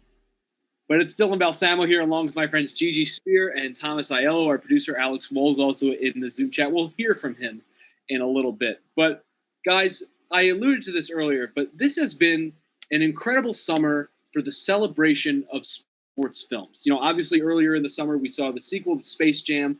Finally, we've been waiting years for it. There's mixed opinions on whether or not it was of a certain quality, but we can talk more about that later. And of course, as we've been mentioning all throughout the show today, this week was the Field of Dreams game, the long-awaited Field of Dreams game, and that movie finally getting the recognition and celebration and the magic in the real world that it truly deserves, I like to think. But so in that spirit, I asked everybody to come into this final segment of the show today with their top 3 favorite sports films, because I'm very curious. This is an interesting category of cinema, because it can range from a whole bunch of different places, from the emotional to the triumphant to the hilarious to the downright sad. But there's so much to get into. And Gigi, I'll start with you. I'm very curious as to what your top 3 sports films are, because from what I've heard, you have some very interesting choices. Yes, I don't think anybody would choose the 3 that I chose because they're not necessarily that funny. But I'll just go ahead and list. I'm so happy we're doing this segment. And back to Space Jam, not a sequel. It's just a different Space Jam is what I was told going in.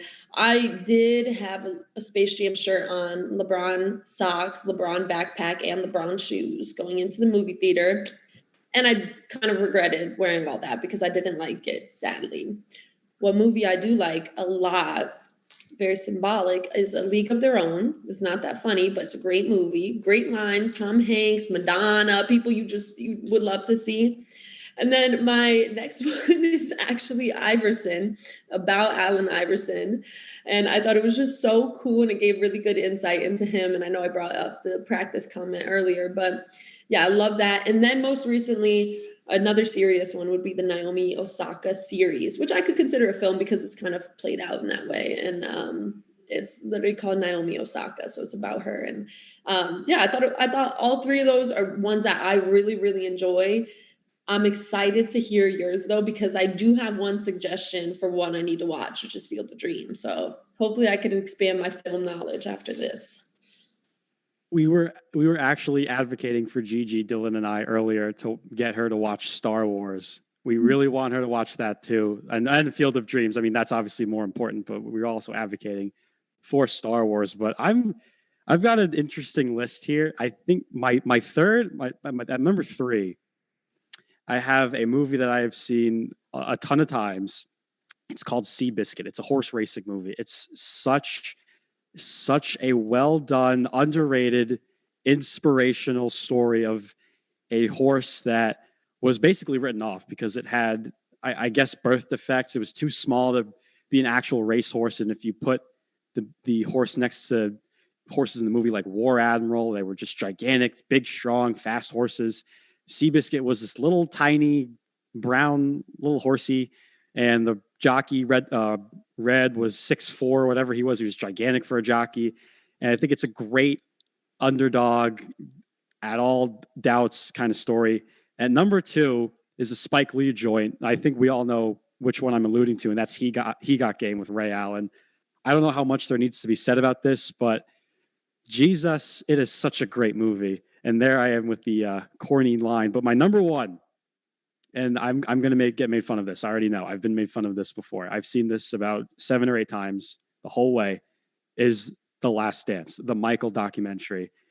It's so addictive. I can't explain why I watch it so many times. It's just that addictive between David Aldridge, Dennis Rodman, Pippen, Michael, Phil is in it. Jerry Krause is obviously not with us anymore, but he's got a presence in the film. Great journalists, Andrea Kramer. who else is in it? Hannah Storm, I think, is in it. Everyone has had something to say. My beloved Patrick Ewing, of course, gets roasted because Michael built his Bulls dynasty pretty much on the Knicks' heads. But The Last Dance, I don't know why I can't stop watching it, but it's so good. I really can't. I can't defend myself why, but it's so good. Some excellent answers from both of you. All wonderful films. I forgot about A League of Their Own. Personally, I can't believe I almost it eluded my mind, and I love that film. Great movie. Just great. It's great film all around. Now, before I give my answers, what we're going to do here is I asked our producer Alex Wolz to give his opinion, and so from what I gathered, you're not going to be able to hear him, but what's going to happen is I can. So he's going to tell me, and then I'll tell you what he says. So, Wolz, I don't know if you ranked them or if you just have 3 films. Go ahead and tell me. The Blind Side. Great film. The Blind Side. That's a good one. Creed. Another good one. Okay. Oh, interesting. Oh, okay. man. All right. Okay. So our producer, Alex Wolz, just claimed one of his favorite sports films is the movie Cars, the Pixar film with Owen Wilson and Larry the Cable Guy. And I believe George Carlin's also the first film. But that's an interesting question. So before I give my answers, let's go around the room here. Gigi, we'll start with you. Is Cars a sports film? Sorry, absolutely it is. It definitely is.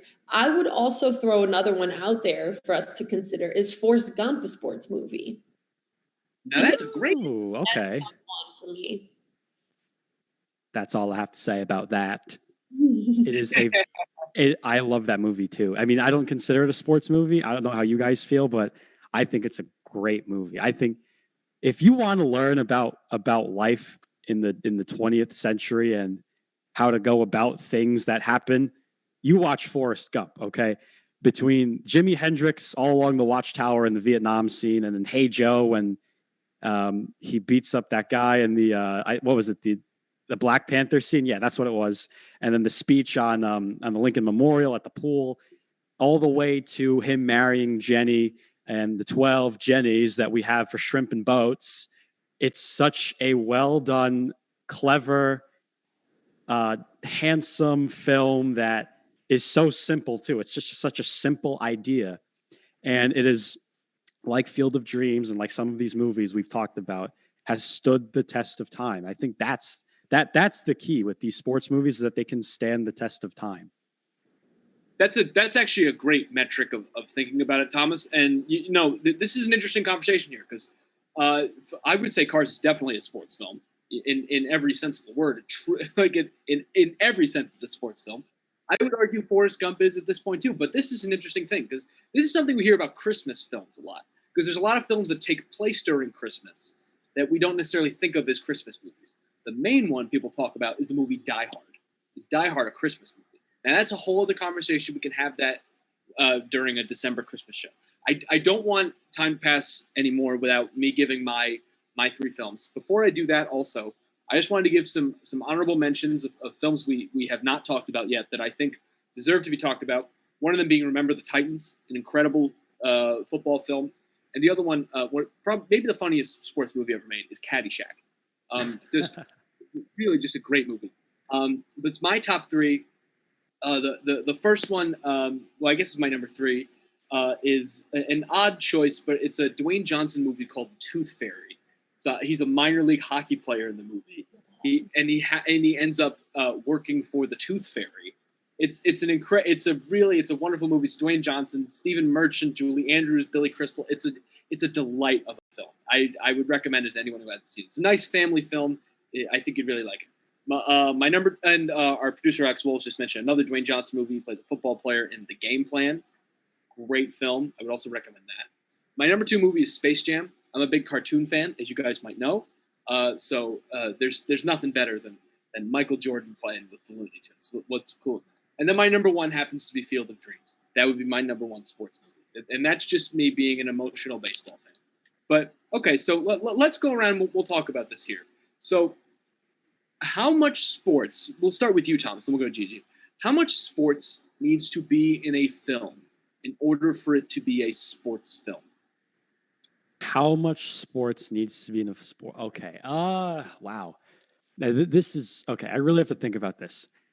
I think when people say Forrest Gump is a sports movie, I think, yeah, the football scene at the University of Alabama where he's all like, I played so much football at Alabama, college went by really fast. And I think that it's just ingrained in people's brains. But I think it needs more than that. I think with movies like Field of Dreams. Across the country, ILO. What more do you want? He ran. Yeah. It's a track movie. It really is a track movie. A track movie, yeah. It's a running movie. He felt like running. But I think with Field of Dreams and He Got Game, they're kind of similar. Obviously, Spike Lee is a little bit more extreme in a sense because a lot of his films are rated R and there's a lot of things that you wouldn't think to be that are in his movies, especially in He Got Game. I mean, Kobe doing work, that's not really like a rated R thing, but there's things you don't think of that are in his movies. And I think if there's sports are the formality, right? But there's an underlying theme. I think so long as sports are in the physical picture, but in the mind perspective of it, when you're thinking about the movie while watching it, there's an idea that goes beyond it. I think there needs to be a balance between that, if that makes sense where I'm going with it. Oh, it makes so much sense. There has to be an idea that goes beyond that. And I think the biggest idea is motivation and passion. I feel like a sports movie is one that excites you as if you were playing the most important championship game of your life soon. I feel like every sports movie that we've talked about that I've seen, which is few of them, it motivates me to want to get up and go do something and go be a part of that mindset where you just excel. Forrest Gump, I would say, has enough sports in it too to be a sports movie. Ping pong, running, football. I would also say another sports movie that I think has enough sport in it for sure to meet our criteria of it being on your mind presently while you're watching the film is Happy Gilmore. I don't think about that one. It just hit me when you were talking, Dylan. And I would say that too. That's another one too that would excite me beyond the film, which I guess any good movie does. And it makes you want to like go bond with your grandma, but also go see how well you can hit a ball too. So yeah, I think the sports movie has enough sports in it to meet this criteria where you know that's what you think about when you think about the film, but it also pushes you to get up off that couch that you were just sitting on watching it and maybe go do something. Maybe not tonight, but tomorrow when you wake up. That's what I would say a sports movie does. It's absolutely a fair point. And you know what's interesting is, you know, you mentioned how, you know, some kind of passion and intensity might need to be there in order for it to be a sports film. But I think that unfortunately excludes some of the great sports comedies that we've seen. We mentioned Caddyshack. We mentioned Happy Gilmore. There was another one I was thinking, oh, yes, that's right. Will Ferrell's movie Kicking and Screaming. To me, that's a sports movie. I don't know, have you guys ever seen that movie? I haven't, but I've seen Talladega Nights. Talladega Nights, that's another great sports comedy. It's so Kicking and Screaming is Will Ferrell playing a dad who coaches his son's youth soccer team. It's peak Will Ferrell, and it's brilliant. And Mike Ditka's in that movie. It's just fantastic. It's really good. Now, in that mind, we have like a minute left here. Just quickly, does anyone have any sports movies they think are terrible? You can say Thunderstruck. It's okay. Yeah. Thunderstruck was the one I was going with. That was all-time bad. It felt so cheap. That's the word I'm going to use here. It felt really cheap in literal sense and in a verbal adjective describing sense. I haven't seen enough to answer that. Oh no, it's fair. It's absolutely fair. Wolves, you got anything? He doesn't have anything. Wow, what a boring way in which I've ended this show. But with that said, we're going to wrap things up here. This has been a legendary 3 hours, to say the least. We talked about so much, we covered so much ground, and I had so much fun with you guys. This is Gigi Spear, Thomas Aiello, our producer, Alex Wolves. My name is Dylan Balsamo. This has been One-on-One, as always, a production of WFUV Sports. Our sports director is Bobby Chaffardini. Please have a wonderful night. Get home, get some sleep, and we'll see you soon. Love you.